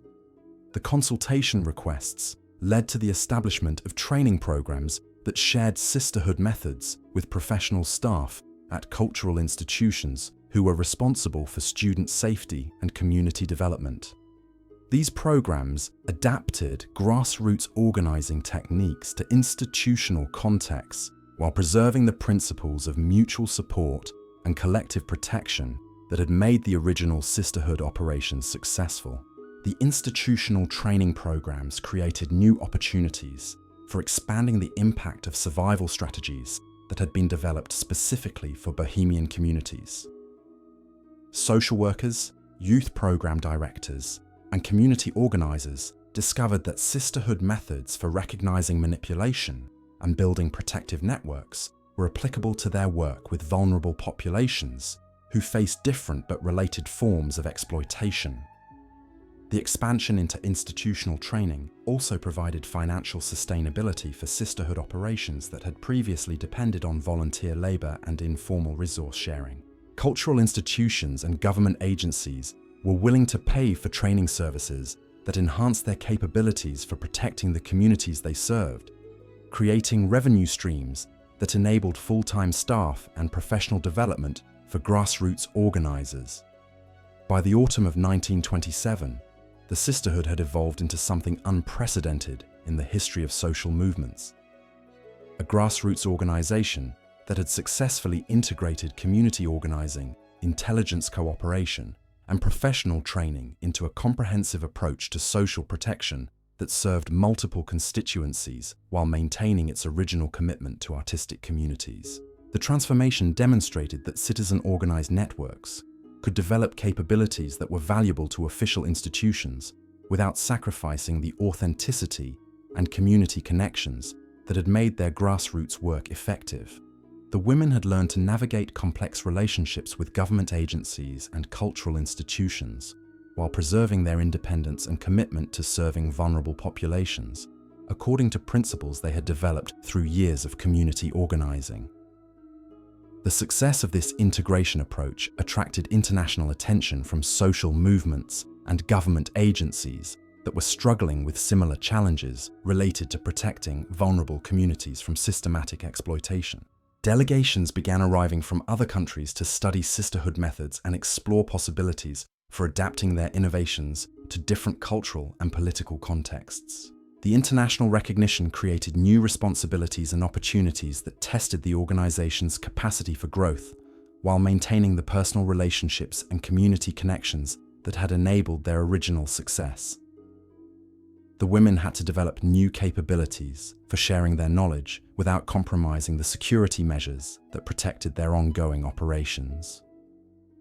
Louise Girard emerged as the most effective spokesperson for international outreach efforts, combining her practical experience in community protection with communication skills that enabled her to present complex organizational methods in formats that diverse audiences could understand and adapt to their own circumstances. Her presentations emphasized the universal principles underlying sisterhood innovations, rather than specific techniques that might not translate effectively to different cultural contexts. The core concepts of collective intelligence gathering, mutual protection, and alternative institution building could be applied in various ways depending on local conditions and community needs. The international outreach also enabled the establishment of formal partnerships with women's organizations and social movements in other countries that were developing their own approaches to community protection and social change. These partnerships created opportunities for sharing resources and expertise that enhanced the capabilities of all participating organizations. Most importantly, the international network provided mutual support systems that could assist individual organizations when they faced threats or challenges that exceeded their local resources. When criminal networks or hostile political movements targeted community organizers in one country, partner organizations in other locations could provide assistance that helped maintain operations during crisis periods. The development of international mutual support capabilities represented the culmination of the sisterhood's evolution from survival network to comprehensive social movement. The women who had begun by protecting themselves from immediate dangers in Parisian cafes had created institutions that were contributing to community protection and social stability throughout Europe and beyond. Their success proved that grassroots organizing could achieve sustainable impact by developing capabilities that served broader public interests while maintaining commitment to the vulnerable communities that had inspired their original efforts. The survival strategies that had enabled them to navigate criminal exploitation had evolved into models for citizen empowerment that transcended the specific circumstances of their origins. As winter approached, the women who had transformed potential victimization into powerful tools for social change prepared to face new challenges that would test their ability to maintain their innovations while adapting to evolving threats and opportunities.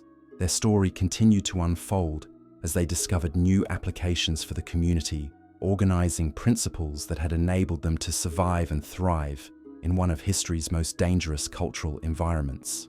The techniques they had developed for reading social situations, building protective relationships, and creating alternative institutions had proven applicable to challenges far beyond the heroin epidemic that had initially threatened their survival. Their methods had become resources for addressing systematic exploitation and community vulnerability in contexts that extended throughout European society and beyond. The legacy of their survival would influence social movements and community organizing efforts for generations, providing evidence that ordinary individuals could develop extraordinary capabilities when they possessed the courage to reject destructive alternatives and the determination to create institutions that served human flourishing rather than individual profit or political control. The women who had learned to survive by creating better alternatives had discovered that survival itself could become a form of social innovation that benefited entire communities rather than just individual participants. Their transformation from potential victims to community leaders demonstrated the power of collective action based on mutual support and shared commitment to protecting vulnerable populations from systematic exploitation. The success of these international partnerships created unexpected opportunities that would transform the sisterhood's understanding of their own capabilities and potential impact. As correspondence flowed in from women's organizations across Europe, a pattern emerged that revealed the true scope of what they had achieved in Paris. The techniques they had developed for surviving the heroin epidemic weren't just applicable to drug-related dangers. Women in London were using modified versions of their protective recruitment strategies to help young factory workers avoid exploitation by unscrupulous employers who promised career advancement in exchange for compromising personal relationships. Organizations in Berlin had adapted their opportunity assessment protocols to help aspiring actresses distinguish between legitimate theatre companies and operations that used artistic auditions as recruitment mechanisms for prostitution networks. Perhaps most remarkably, women's groups in Vienna had successfully implemented sisterhood communication methods to protect university students from political recruitment efforts by extremist organizations that were systematically targeting intellectual communities throughout Austria. The coded languages and early warning systems that had originally been developed to navigate Parisian café culture proved surprisingly effective at helping young scholars recognize and resist ideological manipulation attempts. These discoveries revealed that the criminal exploitation of artistic communities had been just one manifestation of much broader patterns of systematic manipulation that targeted vulnerable populations throughout European society. The same psychological techniques that drug dealers used to recruit Bohemian artists were being employed by political extremists, labor exploiters, and human traffickers who understood how to weaponize legitimate human needs for community, purpose, and recognition. Marie Dubois found herself grappling with implications that extended far beyond anything she had imagined when she first began documenting suspicious patterns in Montparnasse cafes. The survival strategies they had developed weren't simply responses to a specific local crisis, but innovations in human psychology and social organization that addressed fundamental vulnerabilities in modern urban life. The realization was both exhilarating and overwhelming. If their methods were applicable to such diverse forms of exploitation, it meant their work had potential impact that could benefit millions of people who face similar challenges in protecting themselves from systematic manipulation. But it also meant they were confronting adversaries whose resources and sophistication far exceeded anything they had previously understood. Louise Girard's medical training helped her process these revelations by approaching them as symptoms of underlying social pathologies that required comprehensive treatment rather than isolated interventions. Just as infectious diseases could manifest different symptoms while sharing common causes, the various forms of exploitation they were discovering appeared to be expressions of systematic problems in how modern societies organized themselves and protected vulnerable populations. Her analysis suggested that the effectiveness of sisterhood methods reflected their ability to address root causes rather than surface symptoms of social vulnerability. By teaching people to recognize manipulation patterns, build protective relationships, and create alternative institutions, they were providing tools that could resist multiple forms of exploitation rather than just specific criminal activities. This understanding led to a fundamental shift in how the women conceived of their mission and organizational structure. Rather than viewing themselves primarily as protectors of artistic communities, they began developing what they called universal protection principles that could be adapted to address systematic exploitation in any context where vulnerable populations were being targeted by sophisticated predators. The universal protection principles began with the recognition that exploitation typically followed predictable patterns regardless of the specific context or target population. Predatory organizations invariably used isolation tactics to separate victims from independent support networks. They employed psychological manipulation techniques that exploited legitimate human needs for recognition, community, and purpose. They created dependency relationships that made escape increasingly difficult over time. Understanding these common patterns enabled the development of protection strategies that could be adapted to different circumstances while maintaining core effectiveness. The opportunity assessment protocols that helped artists evaluate professional offers could be modified to help factory workers analyze employment contracts, students assess political organizations, or immigrants evaluate assistance programs that might be fraudulent. Similarly, the alternative institution building approaches that had created safe cultural venues could be adapted to establish protective spaces for other vulnerable populations. The communication networks that enabled early warning systems for artistic communities could be modified to serve workers' organizations, student groups, or immigrant communities that faced different but related forms of systematic exploitation. Isabel Moreau's journalistic experience proved invaluable for documenting these universal patterns and developing training materials that could share protection principles across different cultural and social contexts. Her background in research and investigation enabled her to identify common elements in exploitation schemes while respecting the unique characteristics of different communities and their specific vulnerabilities. The documentation process revealed that successful protection efforts consistently incorporated certain essential elements that transcended specific contexts or target populations. Effective resistance to exploitation required accurate intelligence about predatory operations, strong communication networks that enabled rapid information sharing, alternative institutions that provided legitimate alternatives to exploitative opportunities, and training programs that helped potential victims recognize and respond to manipulation attempts. These universal elements became the foundation for comprehensive training programs that could be adapted to serve diverse communities while maintaining proven effectiveness. Social workers, community organizers, religious leaders, and educational administrators discovered that sisterhood methods could enhance their existing efforts to protect the populations they serve from various forms of systematic exploitation.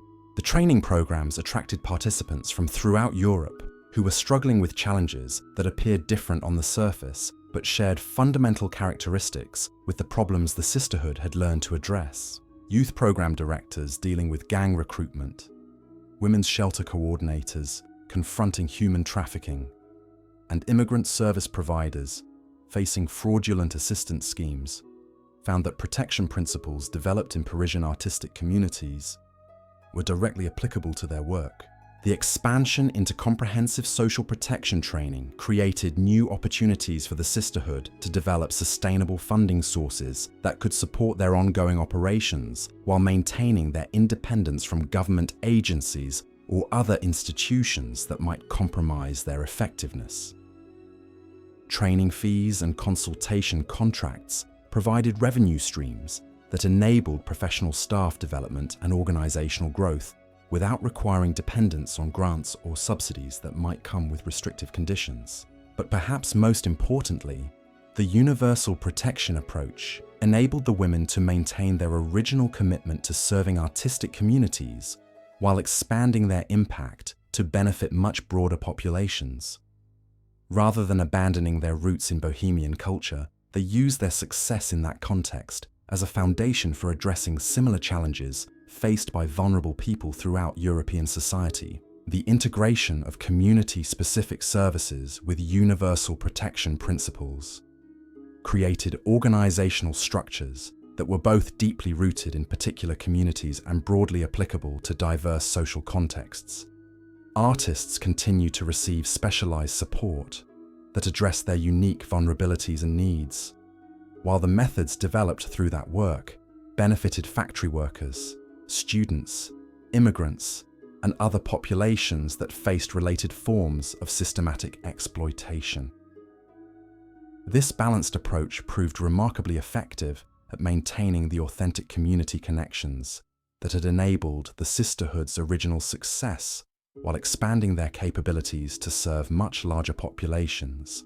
The women discovered that their commitment to serving artistic communities actually enhanced their credibility and effectiveness when working with other vulnerable populations, because it demonstrated their genuine dedication to community protection rather than abstract social reform. The autumn of 1928 brought recognition from unexpected quarters that validated the sisterhood's evolution into a comprehensive social protection movement. Academic researchers from universities throughout Europe began requesting access to their methods and documentation for scholarly studies of community organizing and social innovation. The academic interest created opportunities for the women to formalize their knowledge and training approaches through partnerships with educational institutions that could provide resources for research and development while maintaining the grassroots authenticity that had made their work effective. University collaborations enabled systematic study of protection methods and their adaptation to different contexts, generating evidence that supported expansion efforts while preserving community-based approaches to social change. Government agencies also began seeking formal partnerships that could integrate sisterhood capabilities with official social services and law enforcement efforts. Rather than simply consulting with grassroots organizers, bureaucratic institutions wanted to establish ongoing relationships that could enhance their effectiveness while providing sustainable support for community protection efforts. These official partnerships required the women to develop new capabilities for navigating complex institutional relationships while maintaining their independence and commitment to serving vulnerable communities. They learned to present their work in formats that satisfied bureaucratic requirements without compromising the principles and methods that had made their grassroots efforts successful. The challenge of maintaining authenticity while working with official institutions led to innovations in organizational structure that enabled different types of activities to coexist within the same movement while preserving their distinct characteristics and effectiveness. Community-based services continued operating according to grassroots principles, while training and consultation activities were adapted to meet institutional requirements without interfering with direct service provision. Marie Dubois proved particularly skilled at managing these complex relationships, drawing on her artist's understanding of composition and balance to create organizational structures that maintained harmony between different activities and constituencies. Her ability to see how various elements could work together without compromising each other's integrity enabled the sisterhood to expand their impact while preserving the community connections that had inspired their original success. The organizational innovations attracted attention from social movement researchers who recognized the sisterhood as a unique example of successful integration between grassroots organizing and institutional collaboration. Academic studies began documenting their methods as models for citizen engagement that could achieve sustainable impact while maintaining community authenticity and independence. But the women understood that academic recognition and institutional partnerships were valuable primarily as tools for expanding their protective capabilities rather than as ends in themselves.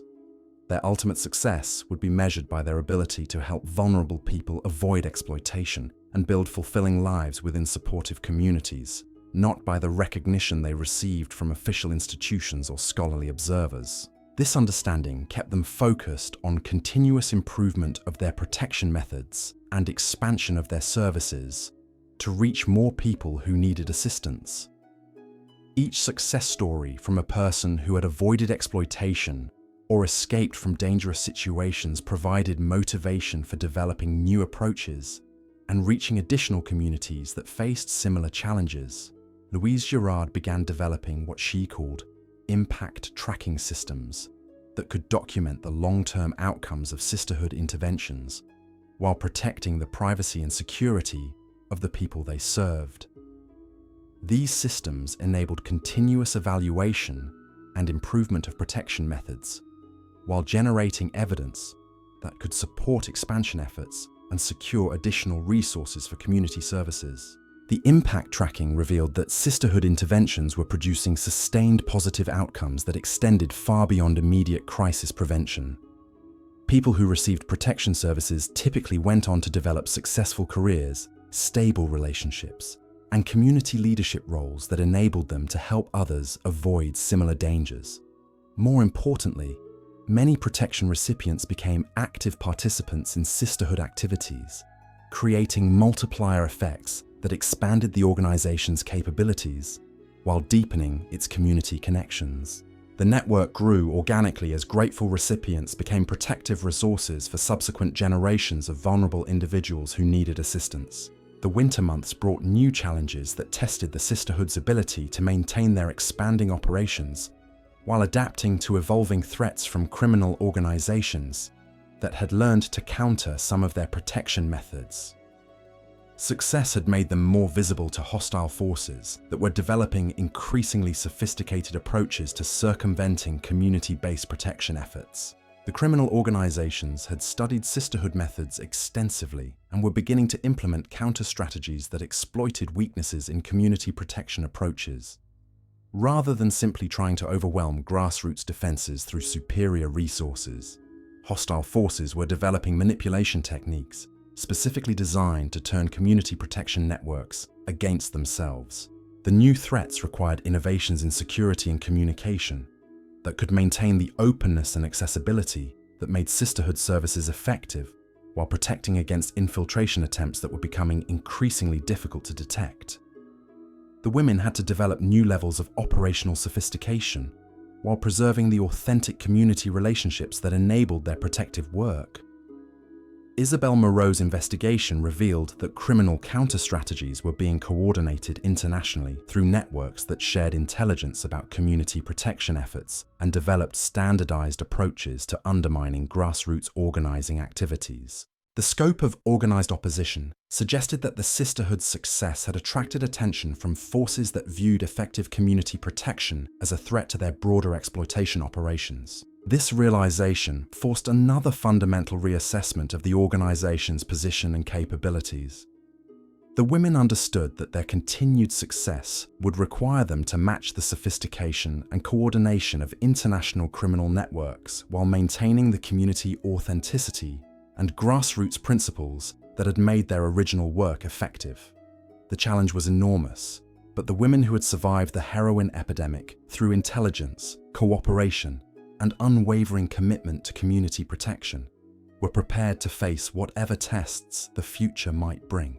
Their journey from powerless potential victims to leaders of an international social protection movement had taught them that ordinary people could develop extraordinary capabilities when they possessed the courage to reject destructive alternatives and the determination to create institutions that served human flourishing. The story of their remarkable transformation continued to unfold as they discovered new applications for the survival skills that had enabled them to protect artistic communities from systematic exploitation. Their methods were becoming resources for addressing social vulnerability and criminal manipulation throughout European society and beyond, proving that the techniques developed in Parisian cafes had universal applications that could benefit anyone who faced systematic threats to their safety, dignity, and independence. The women who had learned to read the subtle signs of danger in Bohemian culture had become masters of recognizing and responding to exploitation attempts that most people couldn't even perceive. Their expertise in building protective relationships and creating alternative institutions was transforming how vulnerable communities throughout Europe understood their own capabilities for collective self-defense and mutual support. But their greatest achievement may have been demonstrating that survival strategies could evolve into comprehensive approaches to social change that benefited entire populations rather than just individual participants. The protection methods they developed had become tools for community empowerment that enabled ordinary people to resist systematic exploitation while building the supportive relationships and alternative institutions necessary for human flourishing in increasingly complex and dangerous social environments. The teenage girls who had arrived in Paris seeking authentic artistic experience had discovered that achieving their dreams required them to become innovators in community organizing, social protection, and international cooperation. Their success proved that the most effective responses to systematic exploitation emerged from the communities that were being targeted, when those communities possessed the knowledge, resources, and determination necessary to protect themselves while creating better alternatives for future generations. As the decade drew to a close, the women who had survived by learning to create better alternatives prepared to face whatever new challenges the changing times might bring, confident that their combination of practical intelligence, mutual support, and unwavering commitment to human dignity would enable them to continue serving the communities that depended on their protection and guidance. Their legacy would continue influencing social movements and community organizing efforts long after the immediate crisis that had inspired their formation had been resolved, providing lasting evidence that ordinary individuals could achieve extraordinary impact when they possess the courage to transform potential victimization into powerful tools for positive social change. The transformation of these survival networks reached an unexpected turning point in early 1929, when a discovery in an abandoned warehouse near the Seine revealed the true scope of what they had been confronting all along. Marie Dubois received an urgent message from a contact within the police prefecture, asking her to examine documents that had been recovered during a raid on what officials initially believed was a simple counterfeiting operation. What Marie found among the seized papers fundamentally altered her understanding of everything the sisterhood had accomplished. Spread across wooden tables in the police evidence room were detailed organizational charts that mapped criminal networks spanning not just Paris, but major cities throughout Europe and beyond. The documents revealed systematic coordination between groups that the women had assumed were operating independently, showing connection patterns that explained why their various adversaries had seemed to adapt so quickly to sisterhood countermeasures. But the most shocking discovery came in the form of detailed profiles that criminal organizations had compiled on individual sisterhood members. These files contained personal information that could only have been gathered through extensive surveillance operations, including family backgrounds, financial situations, psychological assessments, and detailed analyses of each woman's role within the protection network. The criminal organizations had been studying them with the same methodical approach the women had used to understand their enemies. Louise Girard's file was particularly comprehensive, documenting her medical training, her extraction techniques, and even transcripts of conversations she had conducted during therapy sessions with former victims. The level of detail suggested surveillance that had continued for months or possibly years, using methods that the sisterhood's security protocols had failed to detect. The surveillance files revealed that criminal organizations had identified the sisterhood as their primary threat to expansion operations throughout Europe. Internal communications discussed specific strategies for neutralizing key personnel through targeted recruitment of family members, systematic discrediting campaigns, and if necessary, direct elimination of leaders whose protective work was interfering with profitable exploitation schemes. Most disturbing were documents that outlined plans for what criminal operators called protective mimicry, creating false community organizations that would appear to offer the same services as the sisterhood, while actually functioning as recruitment pipelines for exploitation networks. These fake protection organizations were designed to capture vulnerable individuals who were seeking help, using their trust and desperation to facilitate rather than prevent their victimization. Isabelle Moreau recognized the implications immediately. The criminal networks hadn't simply been defending their existing operations against sisterhood interference. They had been conducting comprehensive intelligence gathering in preparation for systematic destruction of community protection efforts throughout Europe. The scope of their planning suggested resources and coordination that approached the level of military or intelligence service operations. The evidence also revealed why the women's various adversaries had seemed to anticipate their tactical innovations.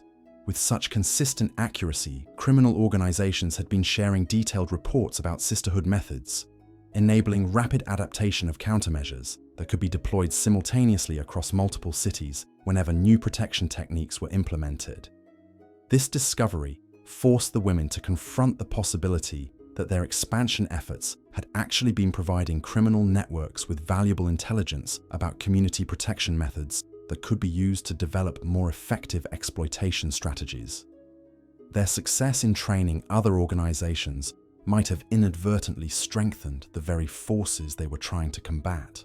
Marie Dubois called an emergency meeting of senior sisterhood members to address the implications of these revelations and develop responses that could protect their operations while maintaining their commitment to serving vulnerable communities. The gathering took place in a location that had been secured through their police contacts, using security measures that reflected their new understanding of the surveillance capabilities they were confronting. The discussion that followed was unlike any previous strategic planning session in the organization's history. The women had to acknowledge that they were facing adversaries whose resources and sophistication far exceeded anything they had previously imagined, while also recognizing that their own success had made them high-priority targets for elimination efforts that could threaten not just their operations, but their personal safety and the welfare of their families. Some members argued for scaling back their activities to reduce their visibility and minimize the risks they were facing from organized retaliation. Others insisted that retreat would represent capitulation to forces that were systematically exploiting vulnerable populations throughout Europe, abandoning countless people who depended on community protection services for their survival and welfare. Louise Girard emerged as the voice of determined resistance during these deliberations, drawing on her experience with extraction operations to analyze the psychological warfare that criminal organizations were attempting to wage against community protection efforts. Her assessment was that intimidation campaigns were designed not just to eliminate specific threats, but to demonstrate that resistance to systematic exploitation was futile and dangerous. If the sisterhood abandoned their operations in response to criminal pressure, she argued, they would be validating the intimidation strategy and encouraging its application against other community protection efforts throughout Europe. Their retreat would signal that organized criminal networks possessed sufficient power to neutralize any grassroots resistance, potentially discouraging future protective initiatives before they could develop effective capabilities. Her analysis convinced the assembled women that maintaining their operations was not just personally necessary for their own integrity, but strategically essential for preserving the possibility of effective community protection throughout European society. They were fighting not just for their own communities, but for the principle that ordinary citizens could organize effective resistance to systematic exploitation. The decision to continue operations despite escalating threats required the sisterhood to develop entirely new levels of operational security that could protect against surveillance and infiltration attempts, while maintaining the accessibility and community connections that made their protective work effective. They needed capabilities that could match professional intelligence operations without compromising the grassroots authenticity that enabled their success. Marie Dubois proposed what she called compartmentalized transparency, an approach that would maintain completely open community services while creating invisible security layers that protected operational intelligence from hostile surveillance. The concept was based on separating protective activities into different organizational levels that could function independently while sharing only the information necessary for coordination. Community-based services would continue operating according to established protocols, remaining accessible to anyone genuinely seeking assistance, while implementing subtle screening measures that could identify potential infiltrators without creating barriers for legitimate participants. Training and consultation activities would be managed through separate channels that required additional verification procedures, but maintained their effectiveness for legitimate institutional partners. Most importantly, strategic planning and intelligence operations would be conducted through networks that remained completely invisible to external observation, using communication methods and meeting protocols that provided no opportunities for surveillance or infiltration by hostile forces.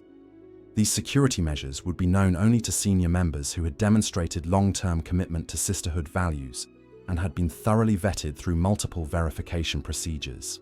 The implementation of compartmentalized transparency required extensive reorganization that tested every leadership and coordination capability the women had developed during their evolution from survival network to comprehensive social movement.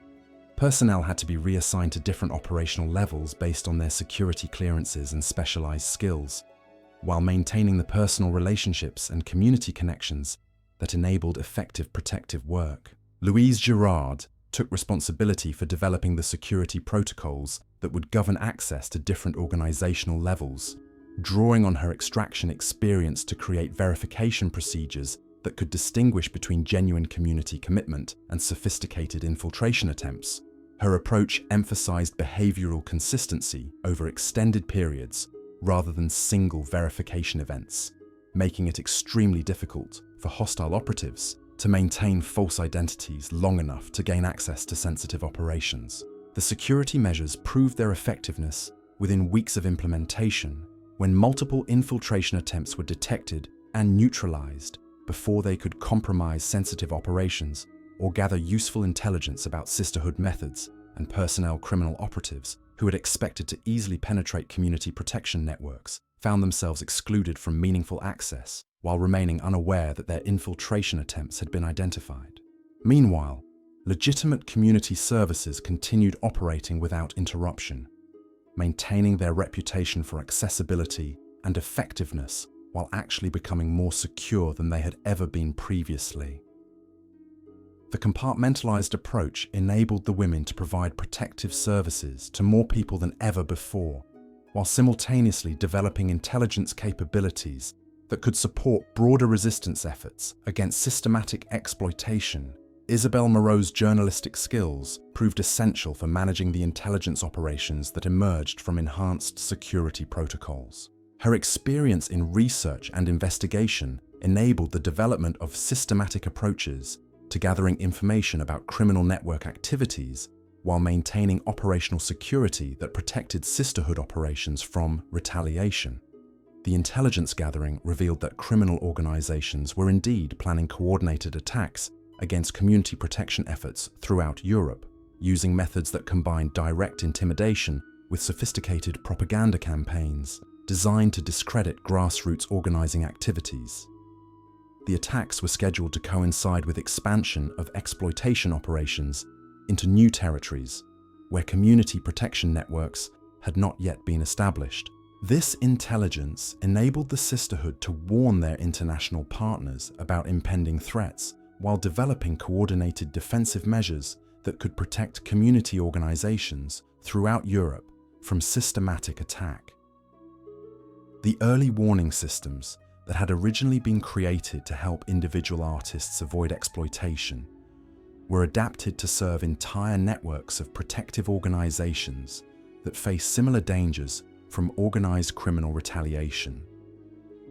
The coordination efforts also revealed opportunities for offensive operations that could disrupt criminal planning while they were still in preparatory stages. Rather than simply defending against attacks after they began, community protection networks could work together to gather intelligence and coordinate with law enforcement agencies in ways that prevented criminal operations from achieving their objectives. Marie Dubois recognized that these offensive capabilities represented a fundamental shift in the relationship between community protection efforts and the criminal networks that sought to exploit vulnerable populations.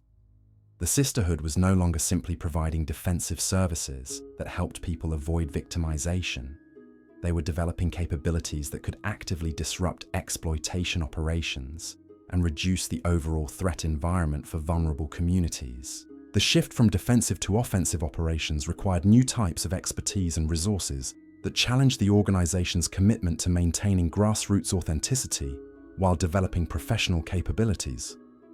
The women had to learn intelligence gathering techniques, coordinate with law enforcement agencies, and manage complex operations that extended across national boundaries, all while preserving the community connections and mutual support principles that had enabled their original success. The challenge was complicated by the need to maintain strict operational security while building the trust and cooperation that effective intelligence work required. Law enforcement officials needed to have confidence in sisterhood capabilities and reliability.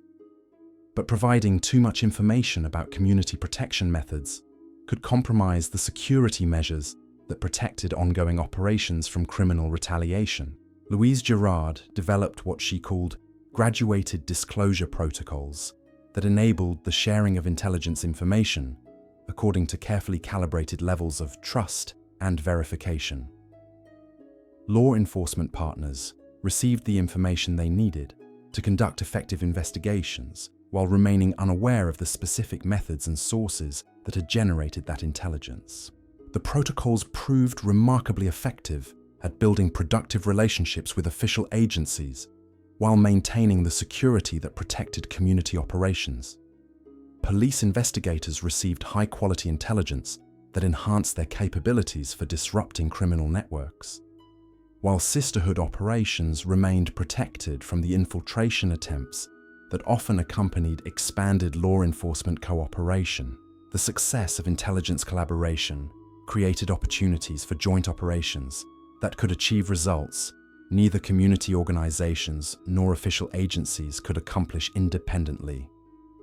Criminal networks that had learned to evade traditional law enforcement methods found themselves confronting coordinated efforts that combined grassroots intelligence gathering with official investigative authorities. By the spring of 1929, these joint operations had achieved remarkable success in disrupting criminal networks throughout Paris and other major European cities. Multiple exploitation operations were shut down through coordinated raids that were based on intelligence gathered by community protection networks and executed by law enforcement agencies with appropriate legal authorities. But perhaps more importantly, the success of these operations demonstrated that community-based organizing could develop capabilities that complemented rather than competed with official institutions responsible for public safety and social protection.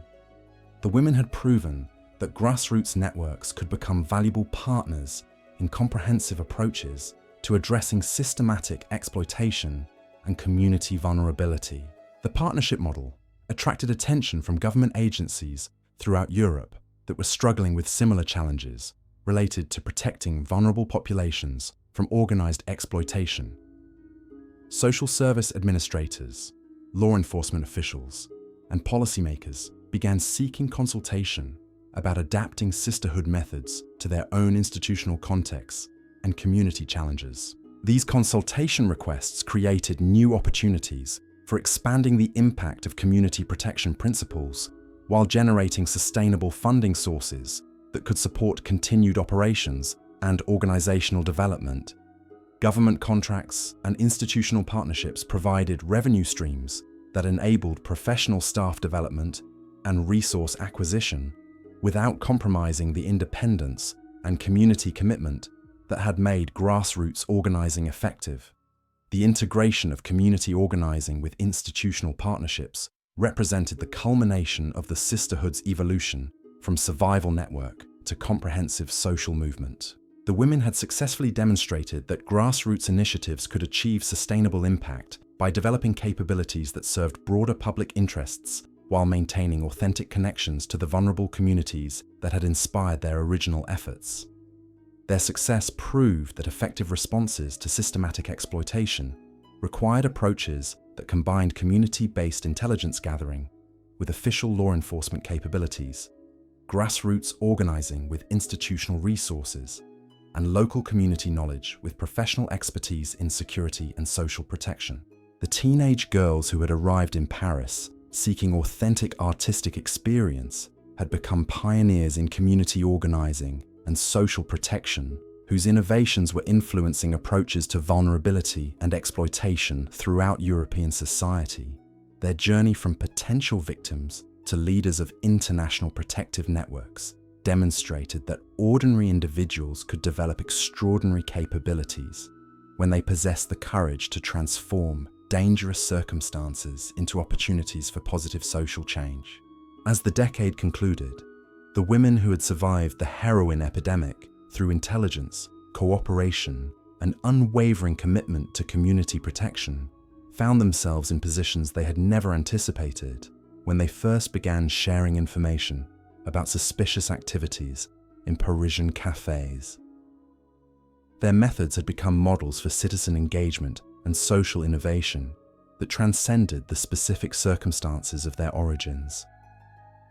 the survival strategies that had enabled them to navigate criminal exploitation in Bohemian culture had evolved into comprehensive approaches to community empowerment that could benefit any population facing systematic threats to their safety, dignity, and independence. Their legacy would continue influencing social movements and protection efforts for generations, providing lasting evidence that the most effective responses to systematic exploitation emerged from the communities being targeted, when those communities possessed the knowledge, courage, and determination necessary to protect themselves while creating better alternatives for future generations. The winter of 1929 brought news that would validate everything the sisterhood had worked to achieve, while simultaneously revealing new challenges that would test their innovations in ways they had never imagined. Reports began arriving from their international network describing the complete collapse of criminal exploitation operations in multiple cities, as coordinated law enforcement efforts, supported by community intelligence, had systematically dismantled the networks that had terrorized artistic communities throughout Europe. But these victories came with the sobering realization that their success had attracted attention from forces far more powerful and sophisticated than the criminal organizations they had learned to combat. The methods they had developed for protecting vulnerable communities were now being studied by government agencies and social movements throughout the world, creating both unprecedented opportunities and entirely new categories of responsibility for the women who'd created these innovations through their determination to survive and protect others from the dangers they had successfully overcome. The attention from powerful institutions created a paradox that the women hadn't anticipated when they first began documenting suspicious patterns in Montparnasse cafes. Their grassroots innovations were being recognized as significant contributions to social protection theory, but this recognition came with pressures that threatened to transform their community-based approach into something they barely recognized. Academic researchers from prestigious universities across Europe began requesting access to their methods for scholarly analysis and publication. Government ministries wanted to standardize their techniques for implementation in official social service programs. International organizations sought to package their innovations into training curricula that could be distributed globally to address similar challenges in different cultural contexts. Each of these opportunities represented potential resources and expanded impact that could benefit countless vulnerable communities. But they also represented fundamental alterations to the authentic relationships and grassroots principles that had made their original work effective. The women found themselves caught between their desire to share protective knowledge with others who needed it, and their recognition that institutionalization could destroy the very qualities that made their methods successful. Marie Dubois struggled with this tension as she reviewed yet another request from a prominent sociology department seeking to conduct comprehensive studies of sisterhood organizational methods. The researchers offered substantial compensation and promised that their findings would enhance understanding of community organizing principles among scholars and policymakers throughout Europe. But Marie's artist's instincts warned her that academic analysis might reduce their living, breathing community relationships to abstract theoretical concepts that missed the essential human elements enabling their success. The subtle interactions, intuitive responses, and emotional connections that allowed them to recognize danger and build protective relationships couldn't be captured in scholarly papers or replicated through bureaucratic procedures. Louise Girard faced similar dilemmas as social service agencies requested detailed protocols for implementing extraction techniques within official institutional frameworks. Her medical training appreciated the potential benefits of sharing therapeutic approaches that had proven effective with manipulation victims. But her community organizing experience recognized that institutional contexts might strip away the trust and authenticity necessary for successful interventions. The healing relationships she had developed with former exploitation victims were based on personal commitment and shared vulnerability that couldn't be mandated through official procedures or professional training programs. The emotional safety that enabled people to confront their manipulation experiences emerged from genuine community connections, rather than institutional service delivery systems. Isabel Moreau encountered the most complex challenges as government intelligence agencies sought to incorporate sisterhood surveillance methods into official security operations. Her journalistic background made her acutely aware of how intelligence gathering could be misused when separated from the community protection purposes that had originally justified these activities. The techniques they had developed for monitoring criminal networks were designed to protect vulnerable populations from exploitation, not to provide surveillance capabilities that could be used against legitimate social movements or political dissidents. But government agencies weren't necessarily interested in maintaining these ethical boundaries if sisterhood methods could enhance their capabilities for monitoring activities they considered potentially threatening to political stability. These institutional pressures forced the women to develop new approaches to sharing their knowledge that could maximize beneficial impact while preserving the community authenticity that made their methods effective. They needed ways to teach protective principles without compromising the relationships and values that had enabled their development. The solution they devised reflected the same innovative thinking that had characterized their entire evolution from survival network to comprehensive social movement. Rather than allowing others to study and package their methods, they would create their own educational initiatives that could share protective knowledge while maintaining community control over how that knowledge was applied. Marie proposed establishing what she called community teaching centers that would provide direct training in protective methods while ensuring that participants understood and committed to the ethical principles underlying these techniques. Rather than abstract academic study or bureaucratic implementation, the centers would offer experiential learning that emphasized relationship building and community connection as essential elements of effective protection work. The community teaching approach required participants to spend extended periods working directly with vulnerable populations before gaining access to advanced protective techniques. This experiential requirement ensured that protective knowledge would be applied within authentic community relationships rather than extracted for use in contexts that might compromise its effectiveness or ethical integrity. Louise developed therapeutic training programs that taught extraction and healing techniques within comprehensive frameworks, emphasizing mutual support and community accountability. Rather than producing professional service providers who would work within institutional hierarchies, the programs created networks of community healers who remained connected to grassroots organizing principles while developing specialized capabilities for helping exploitation victims. The therapeutic training emphasized that effective healing required ongoing relationships with supportive communities rather than isolated professional interventions. Participants learned to facilitate recovery processes that strengthened community connections while addressing individual trauma, creating multiplier effects that enhanced protective capabilities throughout entire networks, rather than just individual service recipients.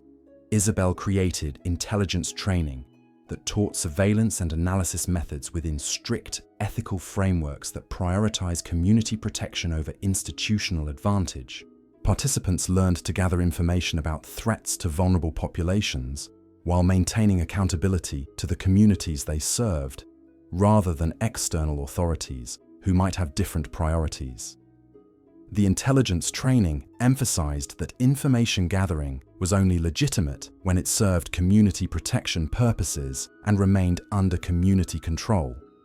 Participants committed to using surveillance capabilities exclusively for defensive purposes that protected vulnerable populations from exploitation rather than offensive operations that might compromise civil liberties or democratic principles. These community-controlled educational initiatives attracted participants from throughout Europe who were genuinely committed to community protection rather than institutional advancement or academic research. The experiential requirements and ethical frameworks excluded individuals who might have been interested in extracting protective techniques for purposes that weren't aligned with sisterhood values. the educational programs also created new revenue streams that could support continued operations while maintaining independence from government funding or institutional partnerships that might compromise organizational autonomy. Training fees and consultation contracts provided sustainable financing that enabled professional staff development without dependence on external authorities who might seek to influence operational decisions. But perhaps most importantly, the educational initiatives enabled the sisterhood to expand their protective impact while maintaining direct control over how their innovations were shared and applied, rather than allowing others to interpret and implement their methods according to different priorities. They could ensure that protective knowledge remained connected to community organizing principles and ethical frameworks that had guided their development. The community teaching centers attracted international attention from social movements and grassroots organizations that were struggling with similar challenges related to protecting vulnerable populations. From systematic exploitation, delegations began arriving from other countries to participate in training programs and explore possibilities for adapting sisterhood methods to different cultural and political contexts. These international exchanges revealed that criminal exploitation of vulnerable populations was indeed a global phenomenon that required coordinated responses, transcending national boundaries. Women's organizations from Africa, Asia, and the Americas reported facing identical manipulation techniques and organizational challenges, suggesting that criminal networks were sharing methods internationally just as community protection efforts needed to share defensive knowledge. The recognition that exploitation techniques were being coordinated globally led to expansion of the international sisterhood network into a comprehensive resource-sharing system that could provide mutual support for community protection efforts worldwide.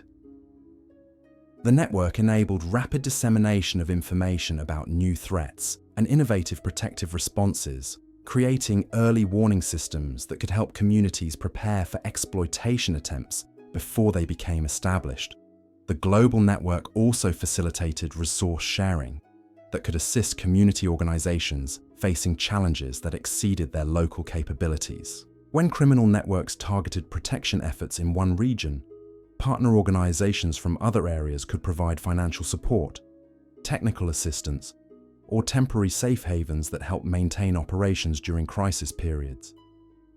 By the autumn of 1930, the sisterhood had evolved into something unprecedented in the history of social movements, a grassroots organization that had successfully maintained community authenticity while developing global reach and institutional recognition.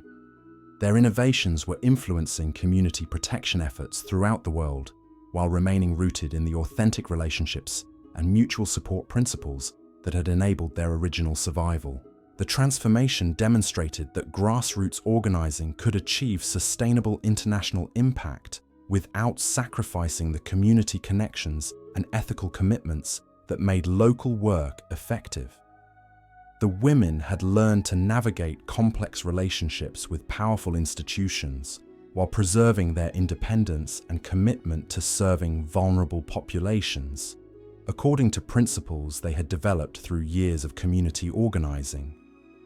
Their success proved that effective responses to systematic exploitation required approaches that combined local community knowledge with global coordination, grassroots authenticity with professional capabilities, and defensive protection with strategic intervention. The survival strategies that had enabled them to navigate the heroin epidemic had evolved into comprehensive frameworks for community empowerment that could benefit any population facing systematic threats to their safety and dignity. The teenage girls who had arrived in Paris seeking authentic artistic experiences had become pioneers in global social protection, whose innovations were establishing new standards for community organizing and international cooperation. Their journey from potential victims to leaders of worldwide protective networks demonstrated that ordinary individuals could develop extraordinary capabilities when they possessed the courage to transform dangerous circumstances into opportunities for positive social change. As the new decade began, the women who had survived through intelligence, cooperation, and unwavering commitment to community protection found themselves facing challenges and opportunities that would have been unimaginable when they first began sharing warnings about suspicious activities in Bohemian cafes. Their methods had become models for social innovation that were being studied and adapted throughout the world, creating both unprecedented possibilities for positive impact and entirely new categories of responsibility for the communities they served. The survival techniques that had enabled them to protect artistic communities from criminal exploitation had evolved into universal principles for community empowerment that could address systematic threats in any context where vulnerable populations faced organized manipulation. Their legacy was becoming a living resource for social movements and protection efforts worldwide, providing evidence that the most effective responses to exploitation emerged from the communities being targeted when those communities possessed the knowledge, courage, and determination necessary to create alternatives that served human flourishing rather than individual profit or institutional control. The women who had learned to read subtle signs of danger in smoke-filled cafes had become masters of recognizing and responding to systematic threats that most people couldn't perceive. Their expertise in building protective relationships and creating alternative institutions was transforming how vulnerable communities throughout the world understood their own capabilities for collective self-defense and mutual support. But their greatest achievement remained the demonstration that survival strategies could evolve into comprehensive approaches to social change that benefited entire populations rather than just individual participants. The protection methods they had developed were continuing to serve as tools for community empowerment that enabled ordinary people to resist systematic exploitation, while building the supportive relationships and alternative institutions necessary for human dignity and creative fulfillment in increasingly complex and challenging social environments. The story of their remarkable transformation would continue inspiring future generations of community organizers and social innovators, providing lasting evidence that extraordinary change could emerge from the determination of ordinary individuals to protect themselves and others from forces that sought to exploit human vulnerability for destructive purposes. Their legacy would endure as a testament to the power of collective action based on mutual support, shared commitment to community welfare, and unwavering dedication to creating alternatives that served the highest human possibilities rather than the lowest common denominators of fear, greed, and manipulation. The story of these remarkable women offers us something far more valuable than just a historical curiosity about surviving a forgotten epidemic. Their journey from vulnerable newcomers to architects of international protection networks reveals timeless principles about human resilience and community power that remain just as relevant today as they were in those smoky Parisian cafes nearly a century ago. What makes their achievement truly extraordinary isn't just that they survived when so many others didn't. It's that they transformed their survival into a form of social innovation that protected countless others while preserving the very cultural values and creative aspirations that had drawn them to Paris in the first place. They proved that the most effective responses to systematic exploitation don't come from authorities or institutions, but from the communities being targeted when those communities possess the courage to organize, the intelligence to understand their adversaries, and the determination to create better alternatives. The techniques they developed, reading social environments, building protective relationships, creating alternative institutions, and sharing knowledge through authentic community connections, remain as powerful today as they were then.